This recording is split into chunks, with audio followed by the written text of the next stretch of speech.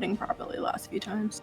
Okay. Yeah, if you got to reload it, that's fine. Just let me know when it has the landing page loaded, and then I'll move us to the other map. Okay.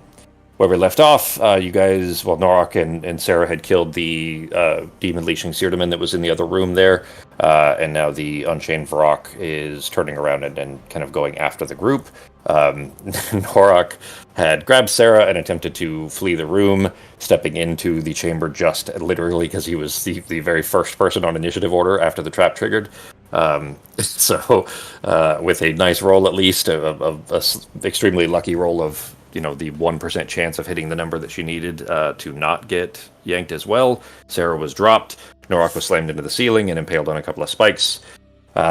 Ben, you did get your magnet back. Did you add it back to your inventory, or had you not deleted it from your inventory before? I'm not even sure if I took it off, but I know I didn't add it back, so we'll see if it's there still. Yeah, okay. Just make sure it's still there, yeah. Okay, yeah, I just want to make sure you have it back again or still have it either way. The chamber itself, the chamber that the Seardaman was in, there's still 2 other demonic creatures that are in there, but they appear to be well secured still. They're in, Otadral Bard cells, essentially, and are not able to make noise or, get anything outside of the cell, at least from what Norok and Sarah were able to see. Artemay and Nazim are still paralyzed for the time being. And I believe all of you at this point had been hearing the inhuman screams of rage and frustration and pain and everything coming from beyond that chambered room, that cell room. So that, another door over at least. And then, Norok is still impaled on the ceiling. 1 through the knee and 1 through the arm, the other arm. So you have one leg and 1 arm free. Still loading, Fox, or did it finish? Finally loaded. All right, let me go ahead and move us over to the other map. There's some really weird stuff though. It's like Pogo 3rd level slot spells. Like there's just a ton of Pogo stuff in chat. Yeah, there's an add-on, a module that keeps track of effects when you have them. Like basically if you toggle an effect on like invisibility or something like that, and I think there's a bug with it. It only, for whatever reason, listed it for Pogo, and I didn't go in and try to clear it out. So, but it's not a big deal. It shouldn't affect anything. But yeah, that's in the chat right now. Just wondering, that's all. Yeah, it should scroll up. I can't delete them individually. I just have to clear the entire chat log, and I didn't want to do that until I have it backed up. So I just didn't do it yet. Gotcha. All right. So where we left off, Norok was yanked up to the ceiling. Ben, I don't remember. You were going to try to throw your axe to pull yourself down, but we had, retconned that essentially because if you had attempted to throw the axe, you know what? I mean, you did make the attempt. I'm going to go ahead and say that you would recognize, of course, that the axe being an object that was in the room at the time of the trap triggering would also be affected by it, and therefore if you tried to pull it, you would feel that the gravity was also affecting it and not attempted to throw, if that makes sense. So you still have action and bonus action. What would you like to do? You technically have movement as well, if you're just, a little limited how to pull that off. I can do much, just have to try to pull myself off, possibly. At least try to get my leg and my arm not stuck in the spikes anymore. If I get the minimum. I would say probably anyone else would have, no chance, essentially, because it is gravity you're trying to fight against. Go ahead and make a strength check, but it's going to be DC 25.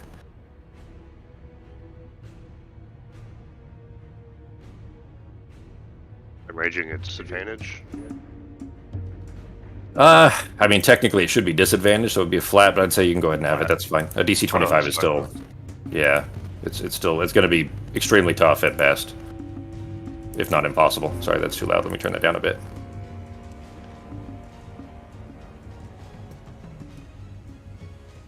Yeah, no, so close.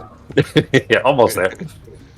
You trying to pull yourself up from the stalactites. You slip off of the spike by a couple of inches and then are yanked back to it. Obviously, with a significant amount of pain. I'm not going to make you roll another damage check for it or anything, but it obviously is not going to be comfortable even if you do pull yourself off of it. All right, bonus actions. Anything else? That's still too loud. Jeez. I'll do it. All right, Pogo, that brings us to you. Such a stupid problem to be in. How much? All right, so this bird's attacking this dude. They don't know I'm here. I have 15 hit points. The bird kill. I guess you may not know that. Yeah. All right, so there's at minimum there's a bird, and I heard Norak get pulled up to the ceiling. Would have seen him. Yeah. You're invisible, but you can still see that he got yanked up. All right. How much? So he's a big guy. Mm-hmm. In the area that he is, do I think I could? So this is just gonna burn through all my fucking spell slots. First, I'm going to yell to Sarah. Do you have any idea how to get the big guy down? Does it seem like a magical effect is what's keeping him up there? Because I do have a way to do it. It's just would have to be... kind of a pain in the ass. I would say that you're not aware of any non-magical means of reversing gravity. Right. I mean, I could try to dispel it, but I mean, we saw how that worked out last time. One problem, the same, we're both going to be burning it. So this is what I'm going to do. I'm going to go directly underneath him. Oops.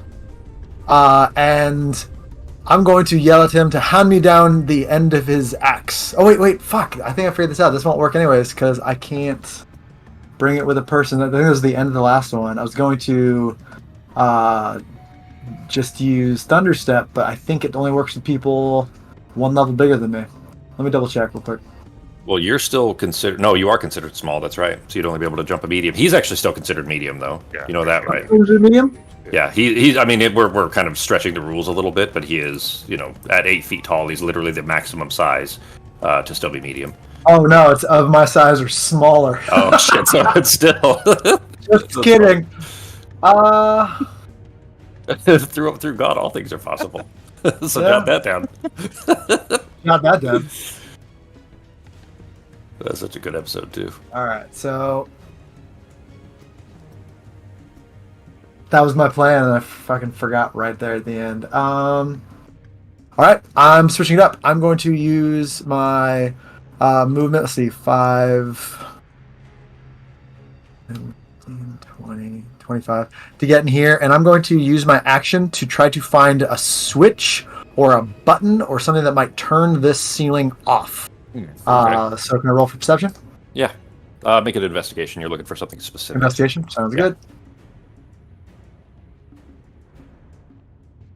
And I've got my motion there, but that's as far as I can get with my movement. I'm going to use as a bonus action to dash using my jigs, my gauntlets. So I'll be running through, and I'm going to try to sneak past here. I'm trying to get past this fucking bird. So whatever you think, if I didn't see anything yet, I would still be trying to get past this bird. It'd be stealth with advantage. All right. Because you are invisible still, so... Yep. I mean, he still has a chance to smell you or hear you or something, but as far as seeing you...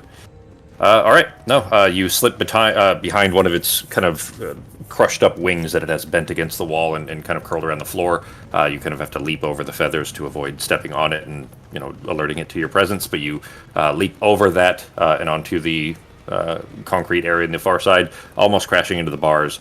As you are nearing the body of the Seardaman there, I'm going to go ahead and move you over slightly. Yeah, go ahead. Actually, easier if you do it than you trying to get the bird here. As you near the body there, it is laying on the ground. It is covered in slash marks of this Varrock just swinging at it over and over again, and some blast impacts from Sarah's spell and Norak's attempts to attack it with its magic missiles. The glowing glyph key that is on a chain around its neck is pulsing now, and it wasn't before. Or at least yours doesn't pulse. Okay, I know enough about these keys. So these keys allow us to get into past, like, to my knowledge, I don't think the keys turn off traps, though, right? You don't know. All right. Yeah. I'm going to grab the key off of the Seardaman. Okay. Try to do it carefully, avoiding the random attacks of this bird still attacking. And what I see on the map, is that basically what's happening? Is this like a jail? Yeah, so it is clearly holding cells for these creatures that you recognize to be from other planes, what are typically called demons. There is a Tormanok, which is the larger pride demons that were attacking Elida, and then there's a smaller albino Varrock in the corner as well. And both of those are in secured cells of Otaterol bars that are runic. They have rune inscribed on the outside of them, and you hear nothing from them. And although the Tormanok is violently punching it, slamming his fists into the walls and everything, you're not hearing anything, and there's no reaction to the outside, as if it has no effect. Ah, smart little magical prison cell. You do see the door of the one in front of you is open. Yeah, probably where the other bird was. There you go. Yep. Yeah. Okay, I'm going to grab that key, and then I'm going to do my best to kind of stay in the corner away from keeping an eye on trying to avoid any footsteps or anything strange from this bird. Okay. And that is my turn. All right. That will bring us to Nazim. Nazim, you are still paralyzed. Go ahead and make your DC 22 con save. I'll tell you that that was right at the start, wasn't it? What round did you guys get paralyzed? Do you remember? Was it round 1? Was it right when we started, or was it later?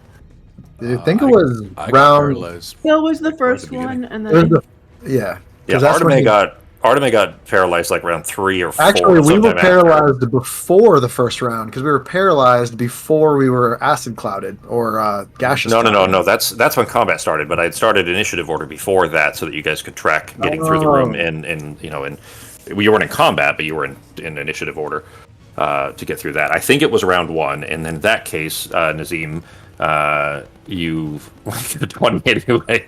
Well, I mean, the DC is 22. You actually got a 17 plus 20. But at this round, even through the failed con save, it is just as the effects of it are wearing off. So there was actually no need for you to make that roll. I'm sorry. You are no longer paralyzed, Nazim. So it only took you... Oh shit, I just dropped you out of combat on accident. Sorry. Back in, and you were actually, that's fine because Seardaman's dead. So, all right, what are you doing? All right, so I'm back in. First things first, I got to take a second to reorient myself because I've been out for a couple minutes. I will move very close to here and start to assess, kind of get a sit rep of what's going on. Okay. Do I know what timing I have for this floor again? Because I've been unconscious, so I have no clue. When Norok set you down over there, because Norok, you had pulled Nazim over to the corner there, didn't you? Yeah, well, I'm just saying, would Nazim know? Yeah, for simplicity's sake, I'm going to say that Norok had set you down in the angle at which you were facing the room, and therefore you were able to at least get an idea of what was happening during that minute. You do see Norok impaled on the ceiling above, but actually, shit, you wouldn't have seen Pogo run by anyway. You would have... because he was standing next to you before he moved, so you would have, sensed or heard him moving potentially. You smelled whatever. That he had walked up the stairs towards that room. So something triggered it 6 seconds ago. Okay. So I still got some time then. All right. Have we spoken to the ghost yet to see if he can assist us, or do we want assistance from him? Have we come to that conclusion yet? I don't think we've actually talked to him about... that room. He can't leave that room solely now. Okay, and we've determined that he cannot do anything outside of this room. Not until we get a switch, which we believe is... We believe there's a switch past that gate thing where you are, with the yellow blocking light, whatever. I think that's where the controls for his prison are, but we have no way to get there yet. Gotcha. Norok is stuck on the roof. He is pulling himself off. Let me quickly run through and try the table thing. All right, I have time. So 5, 10, 15, 20, 25, 30. 5, 10, 15, right here. Do I have any tables or anything that I could slide into that room for Norok? There are broken bits of furniture everywhere. Some split tabletops, sure, like desks and so on. I guess walk me through what it is you're aiming for, and I'll let you know what resources you have. I'm just coming to right now. I've just started to move. I see Norok on the ceiling. I see Norok kind of pull himself off the ceiling, trying to do his thing.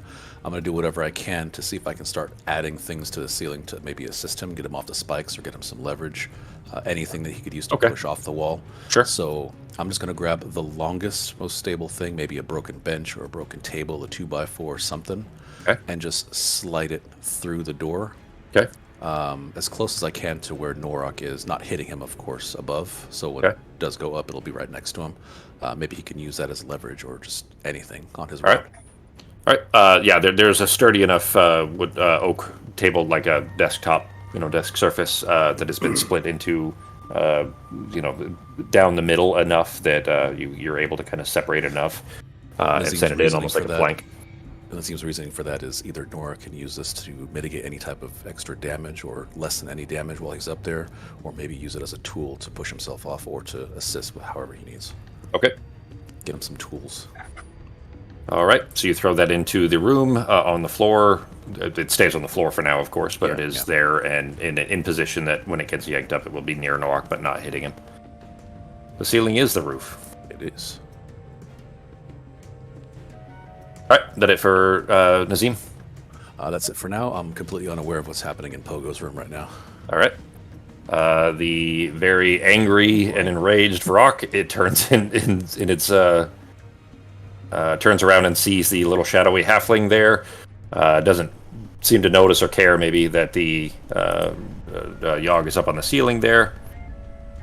Make a DC 14 con save, Sarah. Oh, actually, that would be... me too. Yeah, Pogo... Where are you, Pogo? Oh, shit. Okay, I had him clicked and he couldn't see you, but you're still within 20 feet to here, yeah. Oh, jeez. All right, so both of you fail. Norok is 30 feet up on the ceiling, so he's high enough to avoid it. By the way, I did not realize I was 30 fucking feet up either. Yes, it's way up, yeah, so... yeah, when you first had him to, kind of reach the haft of his axe down, I'm like, well, first he can't do that, because, if he could do that, he could potentially try to throw it as well. But, he trying to fight gravity wouldn't be able to get it down. But, yeah, from 30 feet, a halfling is definitely not going to reach it, so... Yeah. All right, so the both of you are stunned until the end of the Varrock's next turn. Cool. Don't worry, guys. I got a key in my pocket that no one knows about or can see. Yeah, that nobody has any idea that you even have it. Yeah. Although, actually, Pogo and Sarah did... Nazim... God damn it. Norok and Sarah did see that was on him, but... did not, we're not able to do anything else with it. He doesn't have any other bonus actions. Goes into the room with the ghost will kill the birdish, maybe. Well, after Sarah's frozen, he doesn't immediately attack her, because it's his action, so he doesn't have another action, but he does have movement still, so he is going to run by. Norok, you're too high up to be able to, make any opportunity attacks or anything, plus you'd have significant disadvantage, of course, anyways, but 60 feet, he's going to flap his wings as best he can to try to get through. I'm going to say that he really only has probably maybe 40, because he can't fly directly, he has to land down again, so we'll say that he makes it about here. Which he would then, pardon me, he would then attempt to attack if he was able, but Sorlin will... he's coming up. All right. And that is it for his turn. It is Sarah's turn. Sarah, you are frozen. You can make another DC 14 con save to try to break out of it. I mean, come on, it's just a 14. Yes, they are, Sako. I checked them already. I checked them this morning, so... I know. Your cloak... I just right-clicked it, so it'll be attuned. Well, your cloak wouldn't have been anyway. Well, the little sun symbol, you had to right-click and hit attune and unattune. I don't know what was going on with that. Okay, so the shield is the one that you're using, though, not the sun. That was, last time we did the shield, and they were equipped from last week, but the attunement, I had to right-click the attunement to turn it off on the cloak and turn it on the reps. Oh, I didn't even notice that was there. That's good to know, because that's a lot easier than going through the menus. You can actually just right-click to unattune. Okay. So you have... Yeah, then it's correct now. The glove, the staff, and the wraps. Cool. Is that the start of my turn? The end of yes, sorry, that is the start of your turn. So, since you succeeded, the stun is worn off, yeah.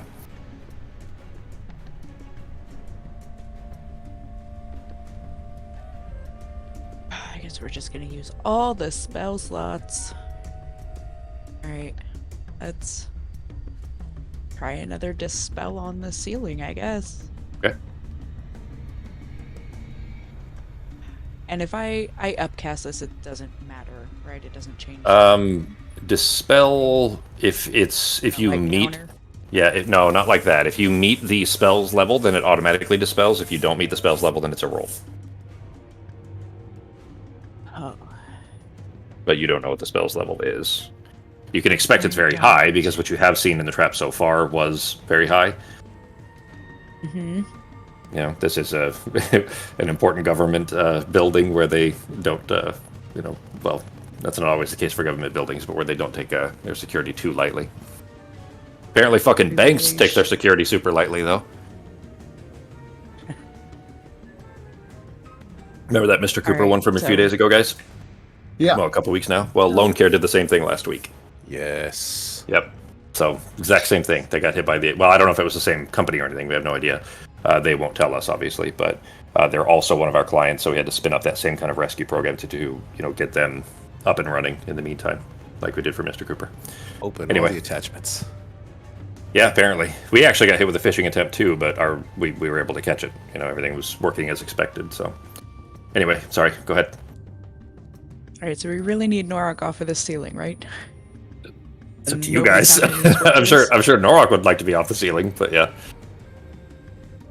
Nobody found any switches. Alright, so I'm going to dispel magic. That's 6th level. Oh, Alright. 10 plus spells level.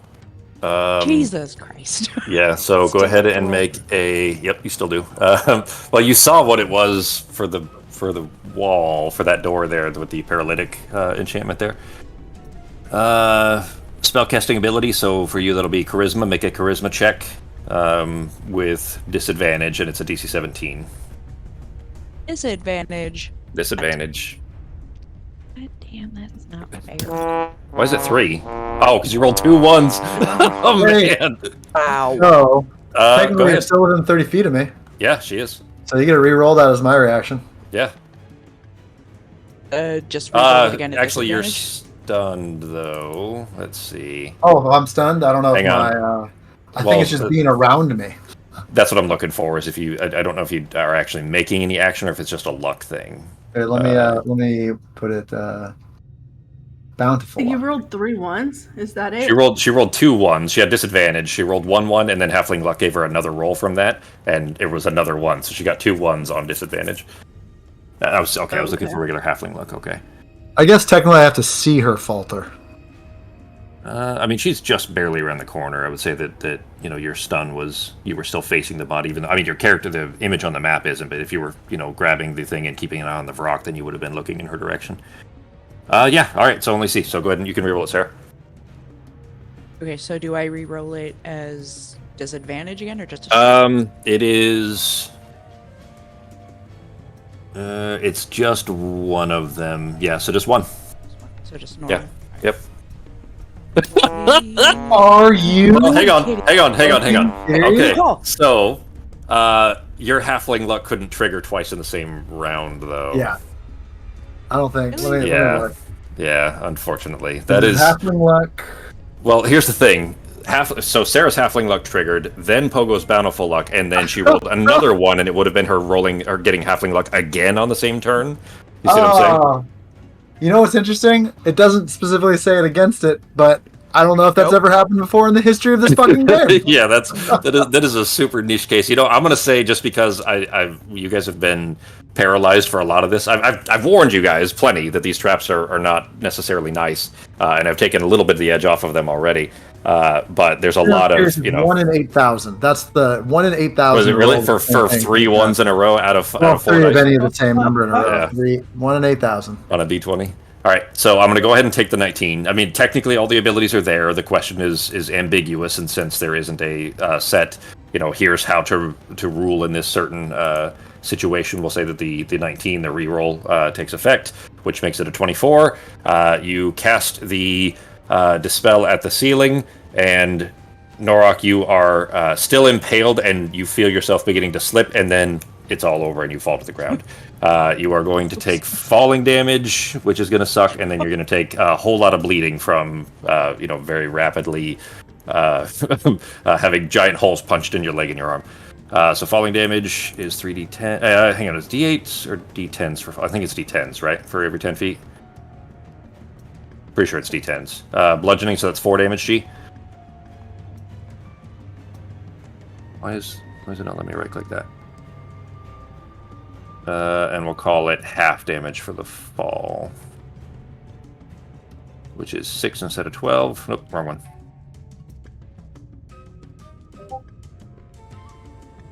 Right. So it's in like there. on top, drop down on top of him too. Well, he fell from the ceiling. I'm not sure what you mean. Do you mean did the stalactites fall on him from the ceiling? No, they're still up there. Stalactites, but anything else? Because anything else like dust, all the stuff that they put into the hallway. Yeah, you guys did throw a lot of junk in there, so Norok is probably getting showered with a bunch of garbage right now. I would say that it's not just for simplicity's sake. I'm not going to tabulate how much damage you would take from falling garbage. I think the 21 that's not half G, so 21 plus 4 for a total of 25. But that is a good point, Fox. It's just just in case anything gets into his wounds, that would kind of hurt. That's possible. I did tell you guys though that I did tell you that it's relatively clean. Obviously, there's still dust and dirt and stuff on the ceiling that was not on the floor. Remember, because that got pulled up. Knocked unconscious, getting hit with his magnet. Well, he grabbed his magnet before he fell, so that didn't hit him in the face, thankfully. All right, but Ben, you are back on the floor. The ceiling is currently dispelled. Sarah, make an Arcana check, and then you still technically have bonus action and more movement if you choose to use it.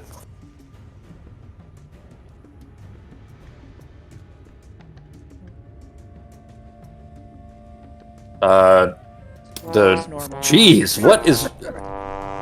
Is something broken? I got it. That's literally 4. She got 4 natural ones so far.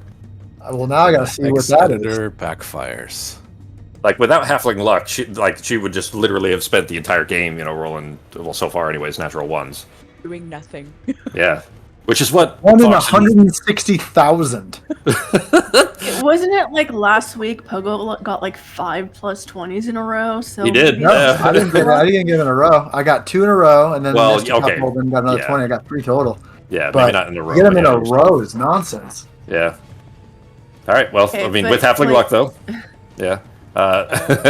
With a 16, I'm going to say that's close enough to recognize that there's still an effect happening here.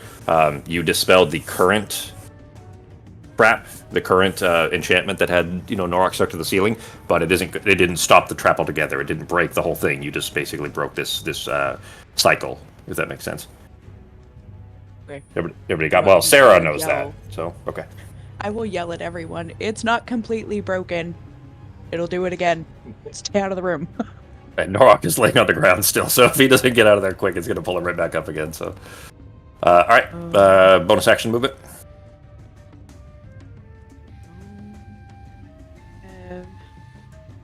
Bonus action I want to use. I don't know that Pogo is over here, so I'm going over to the Seer Domain to eventually look. Body for you know what? I mean, yeah, you probably, if you weren't paying attention to him, with the Varrock is still alive in the other room there. If you weren't looking in the direction, you probably wouldn't have noticed that the glyph key was pulled off of him. It is not there now, though. Oh, I mean, I would just kind of toss it to you. Oh wait, no, I can't. I'm frozen. Never mind. You don't know where the fuck it is. It's gone. It's a mystery. And he can't talk either. So. Yep. I'm also kind of crouching, hiding in the fucking corner away from the bird, so I'm not in like you wouldn't stumble on me. And I'm motionless. I'm assuming I can't use my bonus action to search him, but I have to use an action. The Sirdaman? Yeah, that takes a little more, time and effort than a bonus action is intended for. And that is my turn. All right, that brings us to Sorlin. Sorlin is seeing the Varrock entering the room, is going to attempt to attack it without hitting either Nazim or Nazim or Arteme. But he doesn't have a good way to do that. He is going to fly through the Varrock first then, same as he had done to you guys in the doorway there, and then attempt to Cone of Cold, just hitting the Varrock.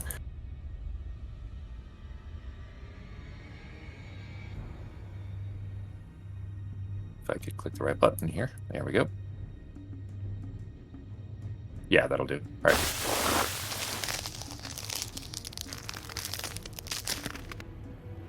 Neat sound.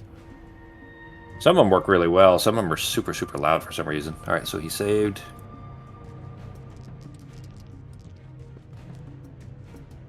And apply half. There we go. Not much, but still something. Why does that thing disappear every time? All right, that is it for Sorlin's turn. Arteme, you feel the paralytic effect wear off just in time to feel the Varrock breathing over your shoulder and about to tear into you with its claws. But you're no longer paralyzed. As the start of your turn, you have full action, bonus action, and movement. What do you want to do? Okay, well, first of all, I'm gonna. It lets me. There we go. I'm gonna flip around. Yeah, I took the paralyze off.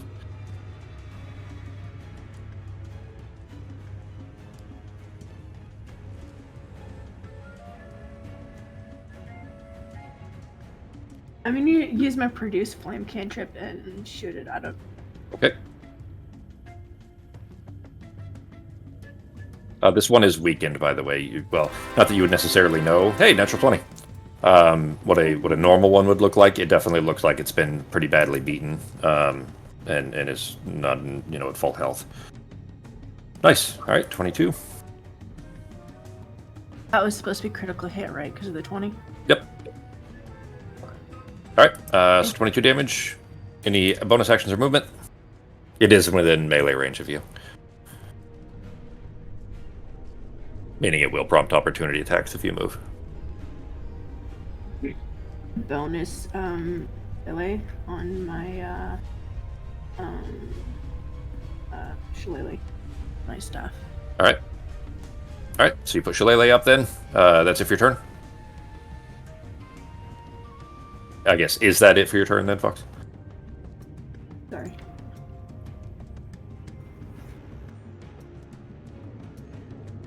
Through. Huh? That's it for my turn. All right. That brings us to Norok. Ben, you are on the ground prone, bleeding profusely, but otherwise, alive. What you doing? Okay. Well, I'm assuming I would have seen the rock go under me in that room with everybody, right? Yep. Yeah, definitely.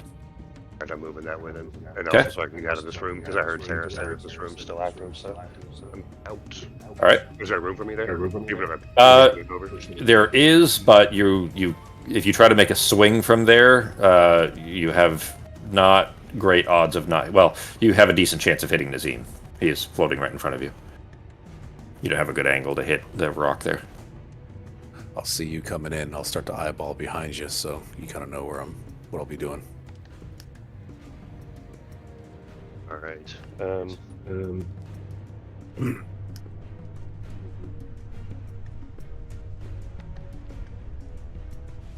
Is there any way for me to use my turn to push past the rock? Yeah. I mean, that'd be a shove. Okay. So go ahead and make a strength check. It'll take your action. Whatever. Yeah. Well, I mean, it'll be a shove in this case, specifically to shove him out of the way. You're not trying to restrain him. You're just trying to push past him. Or are you trying to restrain him? Oh, no, just to get past him, whatever. Yeah. Okay. Yeah, that'd be a shove then, so make a strength check. It'll be a contested. It'll be your action to do it, but be able to try anyways. It doesn't look as strong as you are, at least. You do think you could take it in an arm wrestling competition. Oh, that was a save. Hang on. Oh, it's the same for them anyway. Ability check and normal. You win. All right, so you shove past him and make your way to the north side there. Weapon ready, you just kind of use the side of Vulcanbreaker to force into its scaly hide to shove your way past him until you've made it to the other side. You are there, still have bonus action and the remainder of your movement. Although actually you had half movement, so you're probably out of movement by now. What are you doing? And the bonus just for being some arty. Okay. All right, that it for your turn then? Yeah. All right. Do you have the thing? I guess you took damage when you fell anyways. Never mind. The rage wouldn't fall because you took damage. So, all right, Pogo. Actually, technically, the paralysis dropped at the end of the Varrock's turn anyway, so you actually were out of paralysis before Sarah moved. Perfect. Yeah, I didn't think about that because the Sarah was. You're still invisible, but Sarah was after the Varrock, which means that when Sarah came up there, you were not paralyzed, so you could have given her the key and so on. I don't know if it would change much because she was Yeah. pretty much out of motion options. I'm going to go ahead and I'm going to... I don't think Pogo really knows what he can fucking do with this key. Mm-hmm. So he's going to kind of jump over the body and give her the key. Okay. So you just see it kind of tap on in your hand, and the key just appears in your hand, Sarah. Not really sure what I'm supposed to fucking do with this thing, if I'm being honest. You hear coming out of the ether. I have no idea either, but I'm assuming we go through the portal thing with it. I think that's what allows us to go. You just hear the rifling of pockets as I start going through this. Use my action to go through and try to just take whatever this fucking dude has.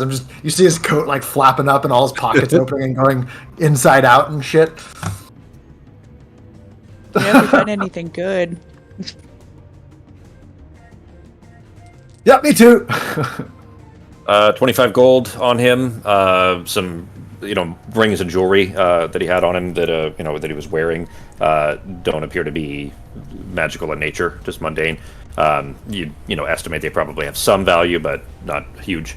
Beyond that, it's work materials. It doesn't seem to have anything arcane or of other extreme value on him. Good to know. And then I am going to move up to this door. Mm-hmm. That's basically my movement, and I am going to pause there because I'm pretty low on health, and I want to not jump into any crazy traps or anything. All right. That brings us to Nazim then. I'll do my turn. All right.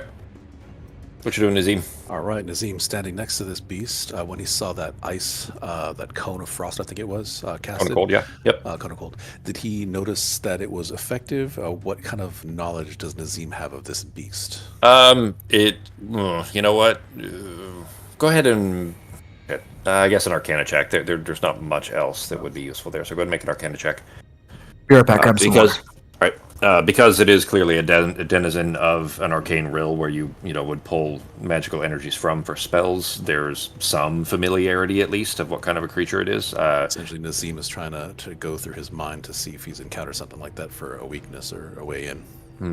That would probably be a no, but awareness of it would be that it does have limited resistances. It's technically it's not really even an infernal creature. It's just that it happens to live in the planes, in other planes. In this case, I think they're Recondidus. I'd have to double check my notes. But anyway, it's just like an animal basically that lives on a different planet. Gotcha. If I were to take one step to the right, next to the door, would I still be within range, or would that provoke an opportunity attack? You should be within range, yeah. Okay. I still want to do an opportunity attack. Yep. Giving Norak a little more swinging room up there in case he needs to move down. So I guess since I'm not aware of anything specifically, I will Eldritch Blast him in the back. Okay. Full damage, full everything. Okay. All right. First attack.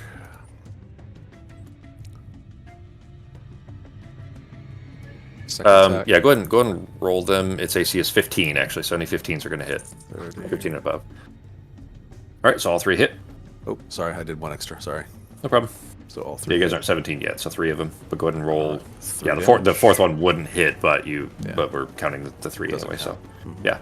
So first damage, second damage, and third damage. Ooh. Nice, good rolls too. All right, 37. Where is? There we go. All right. As the geez, I didn't give him pink blood. That's kind of cool looking. I didn't intend to give him pink blood, but the blood looks different than it does for you guys. Yeah. I wonder why. Like maybe it checks what the creature type is or something to decide what blood color to give it. Anyways, it does after these Eldritch Blasts impact. It's taking chunks out of the flesh of its back, and one of the wings is weakened to the point where the joint is too damaged. You don't think he'd be able to use it. Not that he's flying much in here anyway, but he is definitely in bad shape. Okay, any bonus actions or for further movement? I will hold off on the bonus actions now that we don't have that gravitational thing in the next room.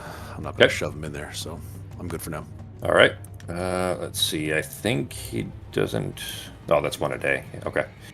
Well, he doesn't have great options. He is going to attempt to flat past with a broken wing over here, or a wing that is not responding very well. That will prompt opportunity attacks from Norok, Arteme, and Nazim, attempting to get into here.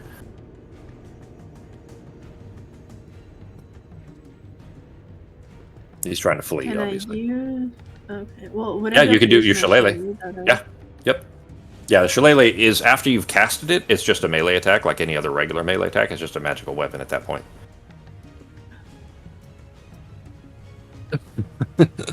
Unfortunately, no. And it's not even well it rolled. It didn't roll well, Fox. It got a 12 total. You rolled a 2, and then with your modifiers brings it down to 12, so... No such luck, Fox, sorry. And 13, not good either. Nazim, I think you have a Warcaster, don't you, Nazim? I think I do. Double Yes, I check do. here. All right, so Warcaster will let you cast a spell. Provokes an opportunity attack from you. You can use your reaction to cast a spell at the creature rather than making an opportunity attack. The spell must have a casting time of 1 action and must only target the creature, so you can do Eldritch Blast at it. Yeah, technically the cantrip still works. Eldritch Blast. Yeah. So I'll just chuck that at him again. Okay. All 3 coming at him. All right. 1, 2. I wish that worked in Baldur's Gate, but it doesn't. And 2 hit. Okay, go ahead and roll damage. 2 damage coming up. 1, 2. There And it there's is. a max damage on that one, and almost on that one. 28. It is still alive, but only barely. Both of them impacted as it's trying to crawl away, or trying to get away rather, and it blasts one of the legs down to the bone, and it is crawling its way, trying to pull on its claws through the doorway. But that is it for its turn, as it's trying to get away. Sarah, it is your turn. So you do have the glyph key. Go ahead. Yeah, can I look over this key and just do like an Arcana check, see if I can figure out how it works? Sure. So it is a small Ankh shape. It is kind of slowly pulsing now, where the other key that you guys have, in fact, I forget who was carrying it. Somebody, I would need to know who has individual keys. The other one was just a small sphere, like a ball on a chain. This one looks like an Ankh. It's also a necklace shape, but it's a little stone Ankh. And it is kind of pulsing, like a dim greenish color. You looking for anything in particular on it? Just try. Oh god, not with that.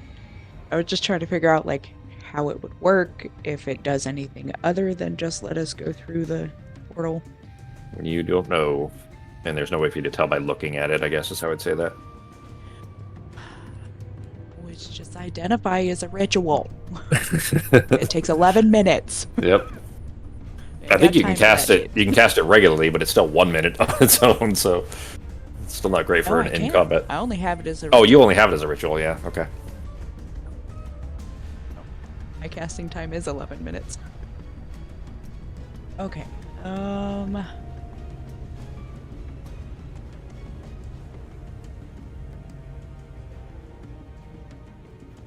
is nothing else in this room, right? Just a door. There's at another the end door of on the far hall? side, yeah. And those 2 demons that are still trapped. And I'm not touching that fucking door. Somebody else could do it this time. Wait, can you can't see Pogo there? That's No, cool. I can't see him. Yeah, so that's interesting. Oh, So neat. yeah, it's like she actually cannot see you. Like you're there. Like Pogo, you can see her, right? Yeah, I can see Yeah. it. Yeah. So I'm clicking on Sarah and she can't see where you're like he's standing right there next to you, Sarah, and you can't see him on the map. That's really cool. Nope, I have no idea. Yeah. All right, so I know that I dispelled the room for the time. Mhm. But would it be safe to assume that when Pogo ran through, it would still be that time clock for the next time? You don't know. You don't know, but I would say that you would be very hesitant to expect it to not go off again in 60 seconds from when Pogo ran through. Okay. I would say you'd be very careful about trusting it. In the next round or two. Correct. Well, hang on. Now that you've stepped into the room, It yanks to the ceiling and you die. No. You step into the room and you instantly feel the pulsing in the Ankh that you're holding release some energy, and you get a sense that the trap is off at the moment. Oh. Well then, I'm gonna... Let's see. 30. There. Okay. I can't... Can I see the... I mean, I can see him... You can see have, a like, a bit of shot its at him, tail. right? It'd be real... Yeah, I mean, he'd have 3/4 cover at least, so we call it a +5 to his AC. Yeah, I'll throw a cantrip at him. Why Okay. not? I will throw a firebolt.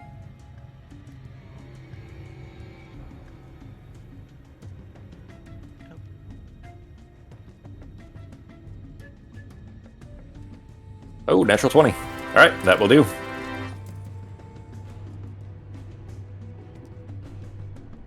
Something other than a 1. Yay. Oh, well, he had 4 hit points left, so...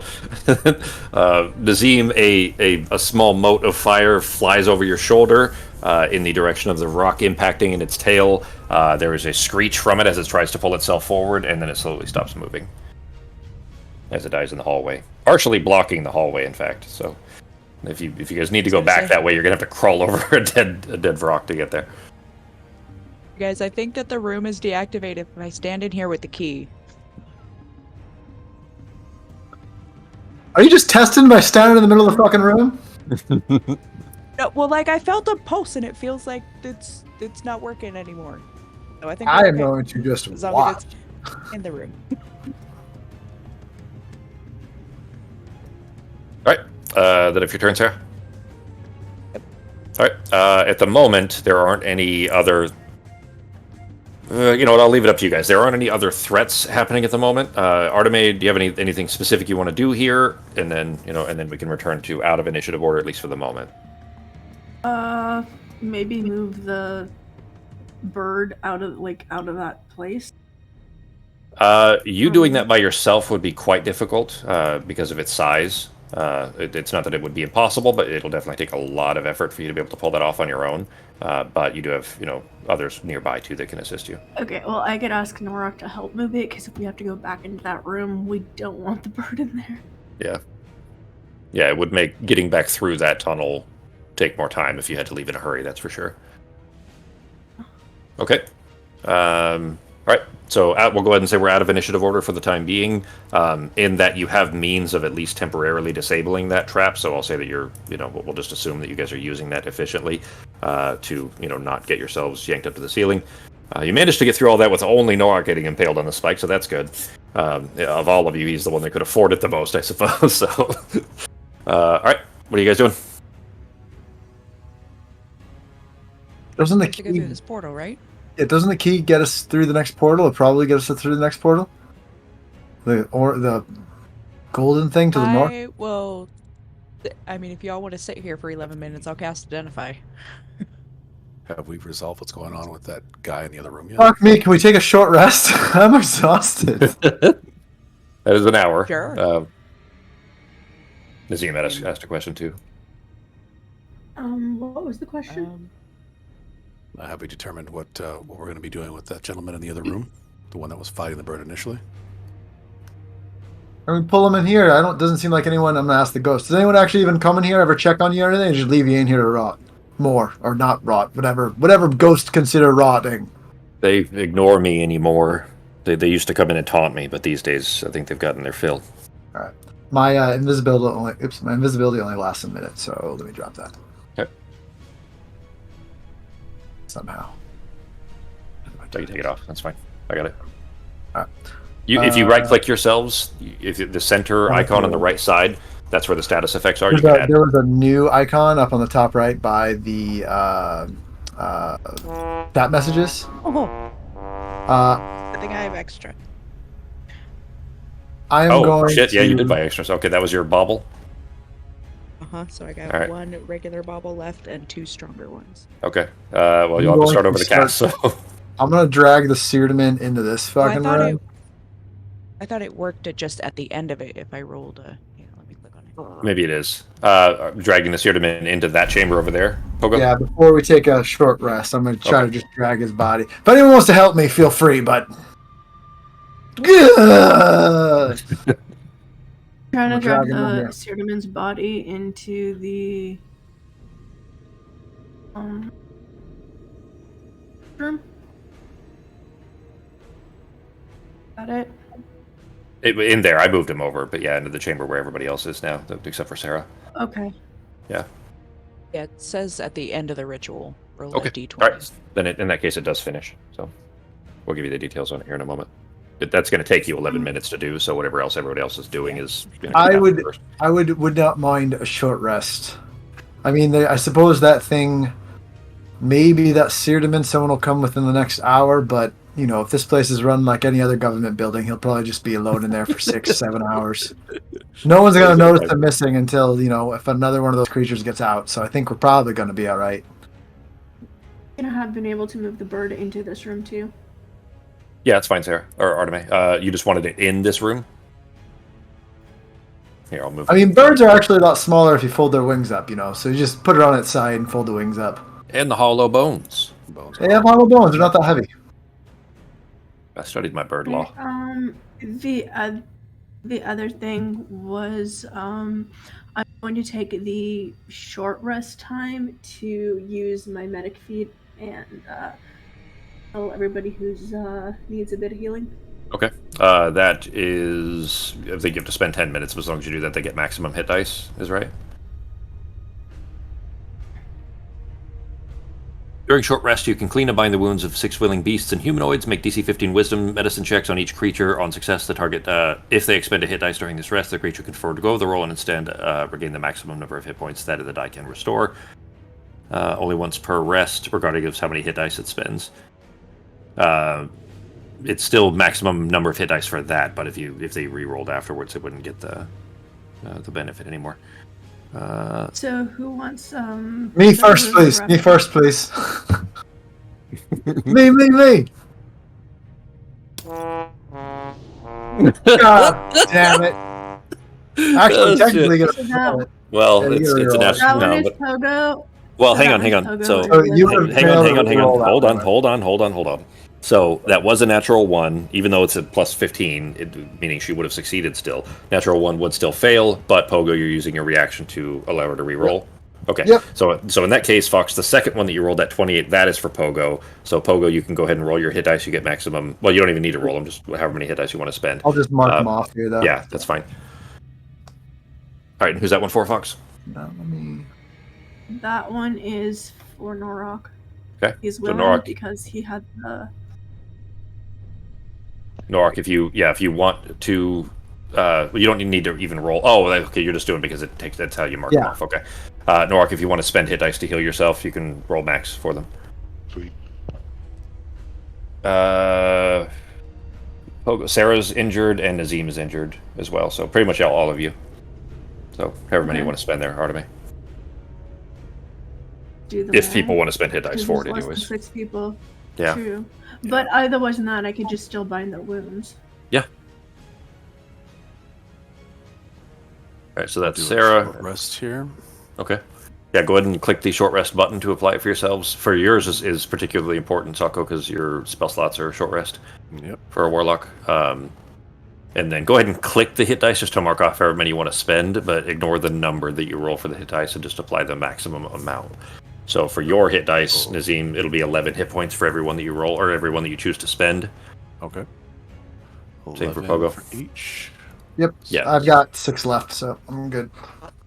Ben, yours would be 16 for every die you choose to spend, so don't worry about the number that you roll. Just heal 16 points for every hit dice you choose to spend, and then mark them off. Ah, shoot. I didn't want to spend 4. Damn it. I'll see if I can. Would you fix it for recommend making a note of what That's your what I do, initial HP is first? Yeah, just for simplicity's sake, I'll fix it for you, Sako. Thank you. Yeah, just so that you know what it was before you begin. Rolling 3 would give me max health, so I'm going to max my health here. Sure. Anybody other than Arteme? Obviously, Arteme, that's going to take the majority of your short rest time is going around and binding everybody's wounds. You still get your short rest, but anybody doing anything in particular during the hour of downtime as you guys are in this room here? Sarah, I'm going to go ahead and move you into the room after you did your... Probably talking about, find out what that key does after she figures out what it does exactly. Okay. Fucking complaining that this is an absolute terrible plan. You guys did not handle that particularly intelligently, but it happens. I mean, it's the kind of thing where it wasn't necessarily, it was kind of a series of, a snowball rolling downhill type of thing where once one mistake was made, the rest kind of all happened. So, Sarah, you were staying in the room when you were doing the identify. Is that right? Okay. It did not go off during that time. You were in there for 11 minutes. It should have triggered 11 times, and it never did. You do have a solid understanding that the key will, as long as whoever's holding it anyways is in the room, the trap will be paused during that time. All of you saw that as well, of course, as she was doing the identify ritual sitting on the floor.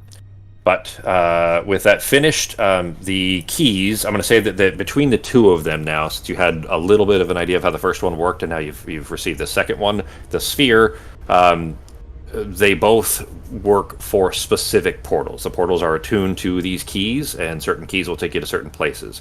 There are there's only one kind of portal you've seen so far, and from what you can tell, they all, by these keys anyways, only go to one place. They're basically, it's a portal on both sides, but it's only connected to one place.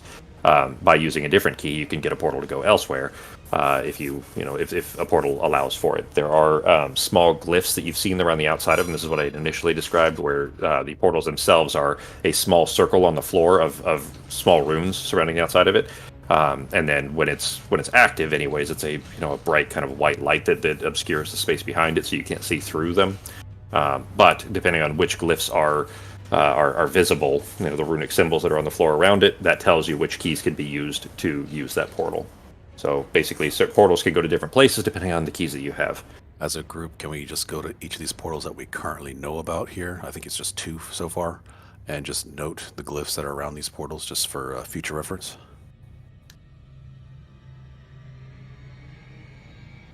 Sounds good. Good. Let's do it. Okay. The first one that you guys came through, there is just a sphere, and then there's another one that looks like a how would I describe that? Like a horseshoe, I guess, kind of. It would I guess a C or horseshoe. It's a little elongated, but anyways, another symbol that you haven't seen a key for just yet. Those are the only ones that are lit up. The one in the middle, you don't have any of the symbol. None of the keys that you have align with the one in the middle so far.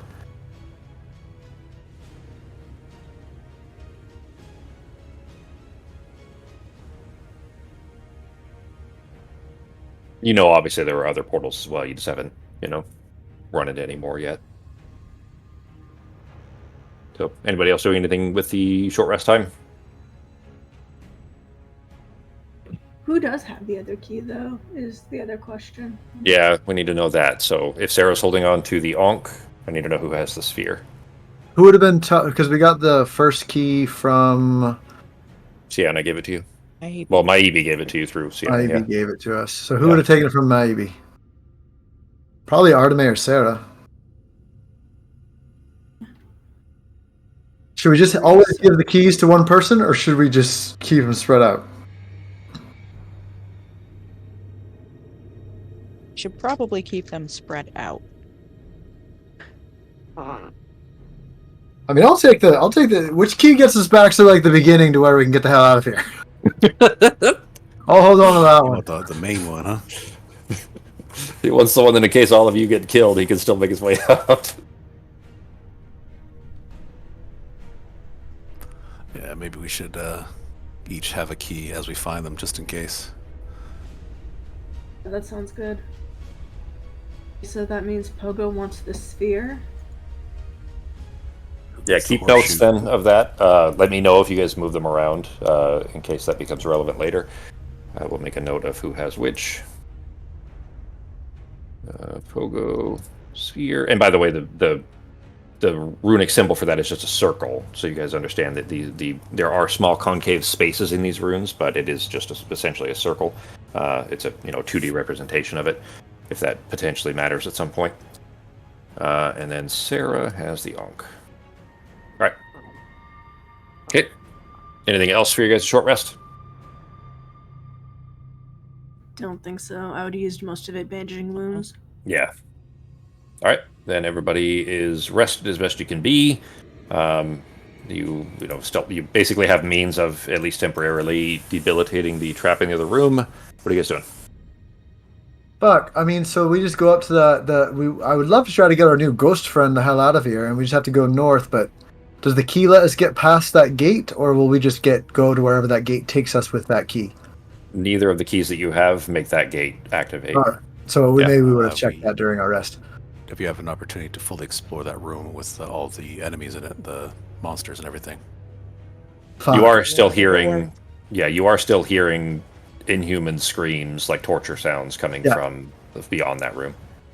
Oh, from beyond the room that has the other two dinosaur-looking creatures in it? Yep. Yeah, that's where it was coming from. So that room, you're not here. You wouldn't have heard any sounds coming out of there because they were locked up. The Seardaman let one out and brought it in to attack you guys, trying to use it to defend itself. So we're hearing torture from somewhere else. From further in, from that direction, yes. God. I don't want to touch the door, guys. You are also hearing sounds of chains being dragged along the floor. That, like horror movie creepy sound of steel chains being dragged along concrete coming from the south. You haven't seen anything in that room. That little kind of hazy barrier is preventing you from being able to go into that room. But something is clearly just walking, like that entire hour, it was just constantly walking around in that room down there, dragging its chains. Since we've established a little bit more of a relationship with our Sorlin ghost, can we maybe have him elaborate a little bit further why he told us not to go to the room below? He just told us very, very bluntly, do not go through there. Yeah. We do have an hour to chit-chat.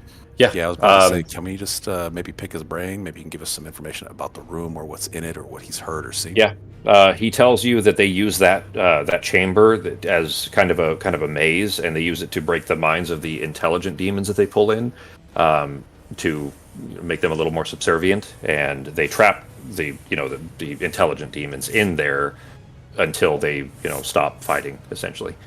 And there's some real mean ones in there. All right, so from that, I guess Nazim would gather that it's intelligent, high intel enemies, so we should be prepared for and dangerous. High intel spells and defenses and whatnot. A lot of mind spells. So if we ever do go down there, just prepare for that, I guess. I mean, if they're intelligent, do they speak common, or would we speak a language that they know? None of you would speak any of the languages that these would speak by default, but it doesn't mean that they're not multilingual. So there's at least the possibility of communication, potentially. Because if we could communicate with them, bring them out of the maze, and then, I don't know, get them to help be a distraction, or at least kill some of the people here, it could be useful. If this conversation is happening aloud, Sorlin warns you that they're usually extremely mad by the time they come out of mad as in crazy by the time they come out of there. So just keep that in mind if you're going to try to reason with them. Okay. I'm thinking Yes, more that of a would be tactical happening out thing, loud. like casting Feeble Mind to drop their intelligence to 1 because they're not going to be happy. They're going to be pissed.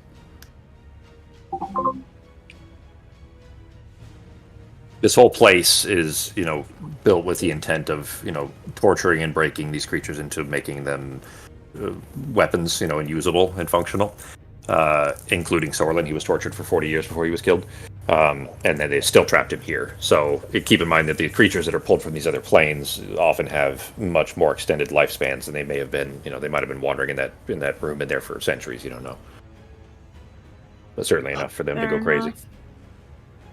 All right, well, maybe we avoid that area. We can go across, maybe there's another room with another prison.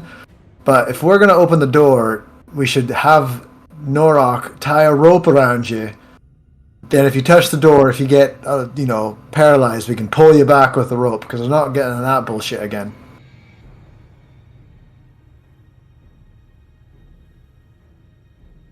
And then there's another door, but we can't check. I'm scared to do anything with it until we have that plan at least in place. Since I have the key that Seardaman was wearing, sir, if I walk up to the door, does it post like it did when I was in the other room? It's constantly pulsing now, or has been since you picked it up at the very least. And when you walk near the door, you feel that same emanation that leaves you feel a certain amount of energy, let's say, leave the Ankh into the room, and It's like a security. It's like a key card, making sure it's that literally only the right it's people exactly enter what that room. is. Yeah, It's an old style. It's an arcane version of that. Yeah, exactly. Yeah. If you take it to those portals, in a corporate building, you'd imagine them to be elevators or something of that sort. What about this portal? If we can't use it on this portal back here, this portal. So basically, the portals and the keys have to line up. Yep. Otherwise, it don't work. All right. Yep. You have to have the right security clearance. Well, Norok, do you want to follow me and put a rope around me, and I'll see what I can hear on that other room? Does everyone want to go to the past where we can hear these torture noises and then keep going through? If it doesn't work on this portal or that portal, Mr. Ghost Sorlin, do you know if there's another one of those golden portals to the south of us through that area, or is it just something with chains trying to fuck people's brains up?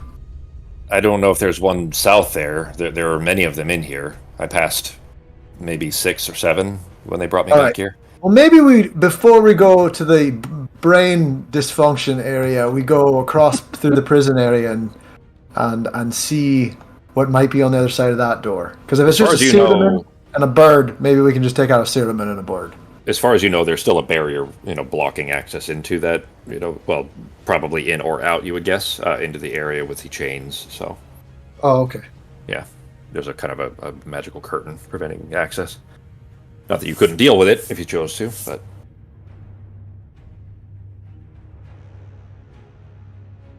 So it's fine. Can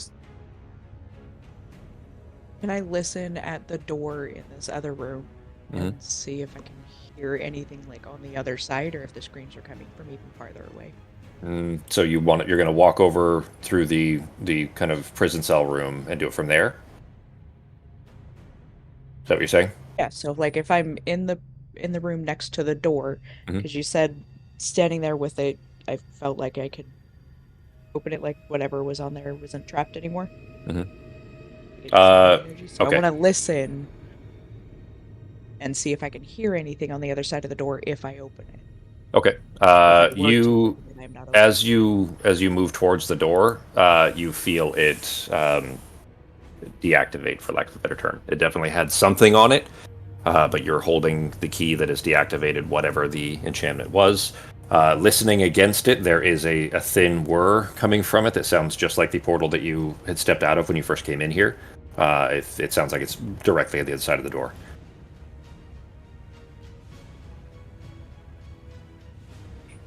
But yes, the torturing sounds are coming from beyond that also, yes. And they're definitely inhuman. Like, whatever is being tortured is speaking and cursing in languages you don't comprehend. I can't guarantee what's on the other side of this isn't really bad, but I think we kind of got to go anyways. Are you over there by yourself, or did anybody go with Sarah? I would have went with her. Okay. Yeah, I would have gone as well. Go ahead and move yourselves. That there's potential relevance here if she tries to open it or do something. So. Well, if no one else don't meta knowledge that. I just wanted to make sure. No one else is doing it. I'm tying a rope around. I'm grabbing the rope and tying a rope around. I specifically said I wasn't opening. Yeah, but I just meant if you did, though, if you changed your mind here, I wanted to make sure I knew where people were, just in case something happened. So, I'm taking the rope and I'm tying it around Sarah. And I'm gonna have the other side of it. Okay. Just so I can pull it back if I need to. When you walk towards the door. Okay. As you were walking through the room there, Sarah, both of the demons that are still, banging against the inside of the cells, kind of turned to face you. You still can't hear them. It doesn't seem like the cells are apparently holding them well. But the Tormanok in particular is they're not happy with their presence. Standing, staring. They're like attacking. Oh no, they're correct. They're trying to eat you. They just can't get through these enchanted cells. Yes. What's Norok doing, G? I would have went with everybody, but I'm going to stay at the edge of the door over there. On the other side, like over here. Yeah. Right over there, so that way I can kind of keep an eye on things. Okay, Nazim's on the opposite side because you guys don't have. If you're not carrying the key, then it's going to go off. And so It's only paused when whoever has it is in the room or nearby enough. So, all right. So what's doings? Am I opening this door? I mean, we're gonna have to open the door. I mean, maybe you should just put your ear up to it, see if they can hear what's happening on the other side first. She did. Have you had a chance to see if you can communicate with these things? Maybe we can chunk them, turn them into Goonies, give them a baby Ruth, maybe? They don't look like they're in the mood to talk, really. I mean, you could try. I don't know how well that's gonna go. And I mean, we can't hear them. I don't know that they can hear us either. Gotcha. Alright, well, if no one is deterring me, Sarah is going to... And I'm ready to pull you back if she gets frozen. She is holding onto the rope with one hand and just like sitting at the crack of the door, like barely pulling it open so she can kind of like peek through. Very carefully opening the door, you do see, as soon as you begin to crack in the door, the spilling of light of one of those portals. It is active.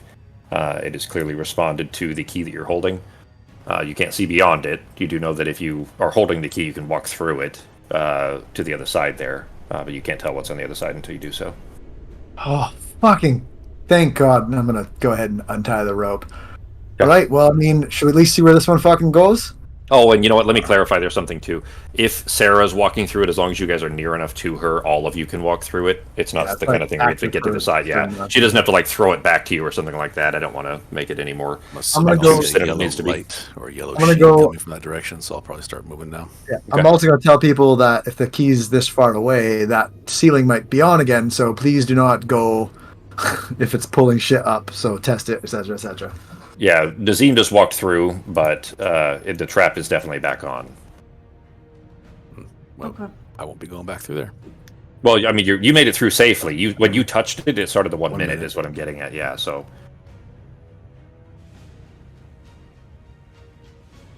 All right, so together. All right, and everybody stepping through. Norok, you coming too? Mm-hmm. We're going. All right.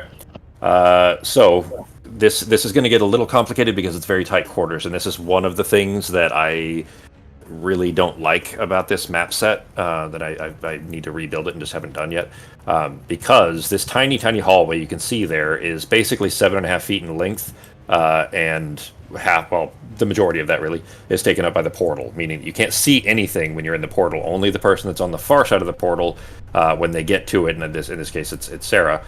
Sarah, you can see that on the other side is a door. You're basically it's the same distance between the door that's behind you and the portal is on the other side. It's consider it what's the word I'm looking for? Symmetrical on the other side. So you're standing in front of another door. You're the only one that can see this. Everybody else would either be in the middle of the portal itself, not activating it, but in the white mist of it, and therefore obscured and not able to see past, or still back in the chamber room. Should have kept that rope tied. I'm gonna open the door. There's nowhere else to go. All right. Well, in that case, that may complicate things. You open the door. The screams that you were hearing on the other side, Sarah, I'm going to move you just slightly so that you can see here. I mean, the screams you were hearing. Else to go, right? Like it's just there is no. Yeah, it is just a hallway with a door. Yeah. Okay. You open it, and on the other side, you do see the source of the infernal cursing and screaming. There are 3 dead things. These are. I'm on Ben. Oh, Ben, can you click Sarah? Click on myself. There we go. All right. Got it. So you can see 3 raised dead, 3 Vabian raised dead, mortis of some sort. These are not soldiers, but dead, machines, for lack of a better term. Think of them like robots that have been set to do a specific task. And in the corner is a blazing, fiery demon that they are jabbing at with pikes and kind of trying to, force it to calm down. It is chained to the wall, the demon itself. There is a bit that I need to read here. 1 second. Which one is this? Sorry, I had it on the wrong page here. walls of this torture chamber are hung with chains and spears encrusted with black ichor. In a few places, heavy black chains, which you recognize to be Otadral, are fastened to the floor, and in the northeast corner is a black gate. Yeah. So anyway, sorry. It's a. You haven't seen this yet. We'll get to that actually in a minute here. But in front of that is this shackled creature with the black chains, kind of pinning it to the ground, and it is trying to lash away at these three dead things in the room that you are essentially standing right behind. And all three of them are holding pikes and trying to kind of keep it in the corner. It's been cornered there obviously, and is trying to lash away at them, and are. There are bits of other bodies on the ground, presumably the rest of this group that were not as lucky or smart enough to grab long-range weapons. At the moment, they don't seem to care that you're there. The demon definitely notices you, but the dead don't. I do also look like. Yeah, you're shadow skinned still. Here because I use seeming. Yes, but you're shadow skinned on top of that, so. Like, you definitely don't look like you belong. Oops. Well. Yeah. I mean, you can drop shadow skin if you want, but if they were to see you, they're not going to see you as, a peer or anything. But the dead, you would recognize, of course, the Vabian dead, especially Mortis in this case. Unless you're interfering with what their orders are, they're not going to pay you any attention. They couldn't care anything about that. The demon definitely notices you, though, and will be, looks like he's going to try to be getting your attention. He's just still trying to fight them off and keep them from jabbing him. And you said he's chained, but he's cornered? Like both. So he's dragging? He's manacled to the ground, but he's trying to pull at them and move. Like he's clearly not as restrained as they want him to be. He doesn't really have a humanoid shape, I guess is how I'd put that. So it's not like legs, it's not ankles and wrists. It's just a bunch of different random appendages that don't really make sense. And he's clearly not as secured as they intend him to be. I'm going to shoot down this way so there's some space for people to come in behind me. Okay. Yeah, everyone, we'll do this because that it isn't really an action. We're not technically an initiative, I guess, at this point. It's up to you guys really what you choose to do here. But those of you who saw Sarah pass through the portal, you don't see her, she's gone, but you don't necessarily know anything else that happened other than the screams are a lot louder now. Well, I guess I was next in the hallway order, so I'll follow her in as well. Okay. Then you pass through the portal, and you see the same thing as I was describing there with the dead. Are you able to walk through that? Go ahead and try walking one more step, Justin. There we go. Okay, cool. Yeah, so if you just keep walking east, it'll let you through, even though you can't see it. All right.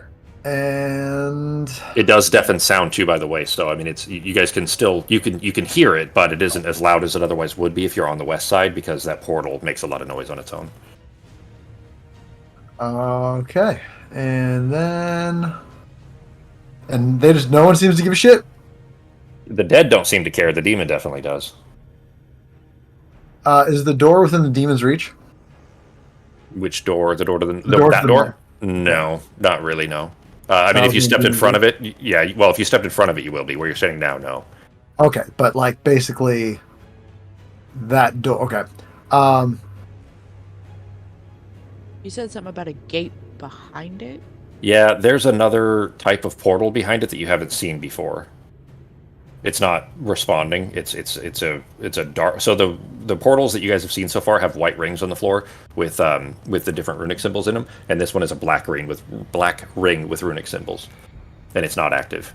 It's behind him. Here, I'll move him slightly. You can see it. So you see that on the floor there, Sarah, and yeah, it is behind him where he's chained though. Go through the portal next, I guess. Okay. Yep, you can go through. Just keep walking to the east for 4 more squares. 3 more, Sarah or Artemis. And then you should be able to see when you get through to the other side. So basically, this demon, you said there were bodies, like other dead bodies around it from where it's killed them? Or it's being tortured, but they stopped when we came in? I moved you in, Artemis. Yeah, there are other dead Mortis, like chunks of bodies on the floor that clearly it managed to grab at them and tear them apart on the floor. They were already dead. There's not a lot of blood. They were obviously they were these guys. Yeah. Would I remember how strong these flesh mortis things are? The soldiers are stronger. These aren't. These are just regular dead that have been raised and trained to do a task. That's all. They may as well be robots. To what do we think? Just keep an eye on this fucking thing. You don't know. You Right know? now, they have pikes and they are jabbing away. There is one that's much larger, the one that's to the south there that Artem is standing behind. That one's much larger and appears to be much stronger. But they all are just holding pikes and kind of jabbing at this thing and trying to keep it in the corner. Like they're trying to stab it and wound it so that it'll be, You guys might help me. I'm not gonna worry about it. I'm gonna go ahead and I'm gonna just stab this fucking flesh mortis in front of me. Just try to attack him. Just take his fucking head off as best I can. Okay.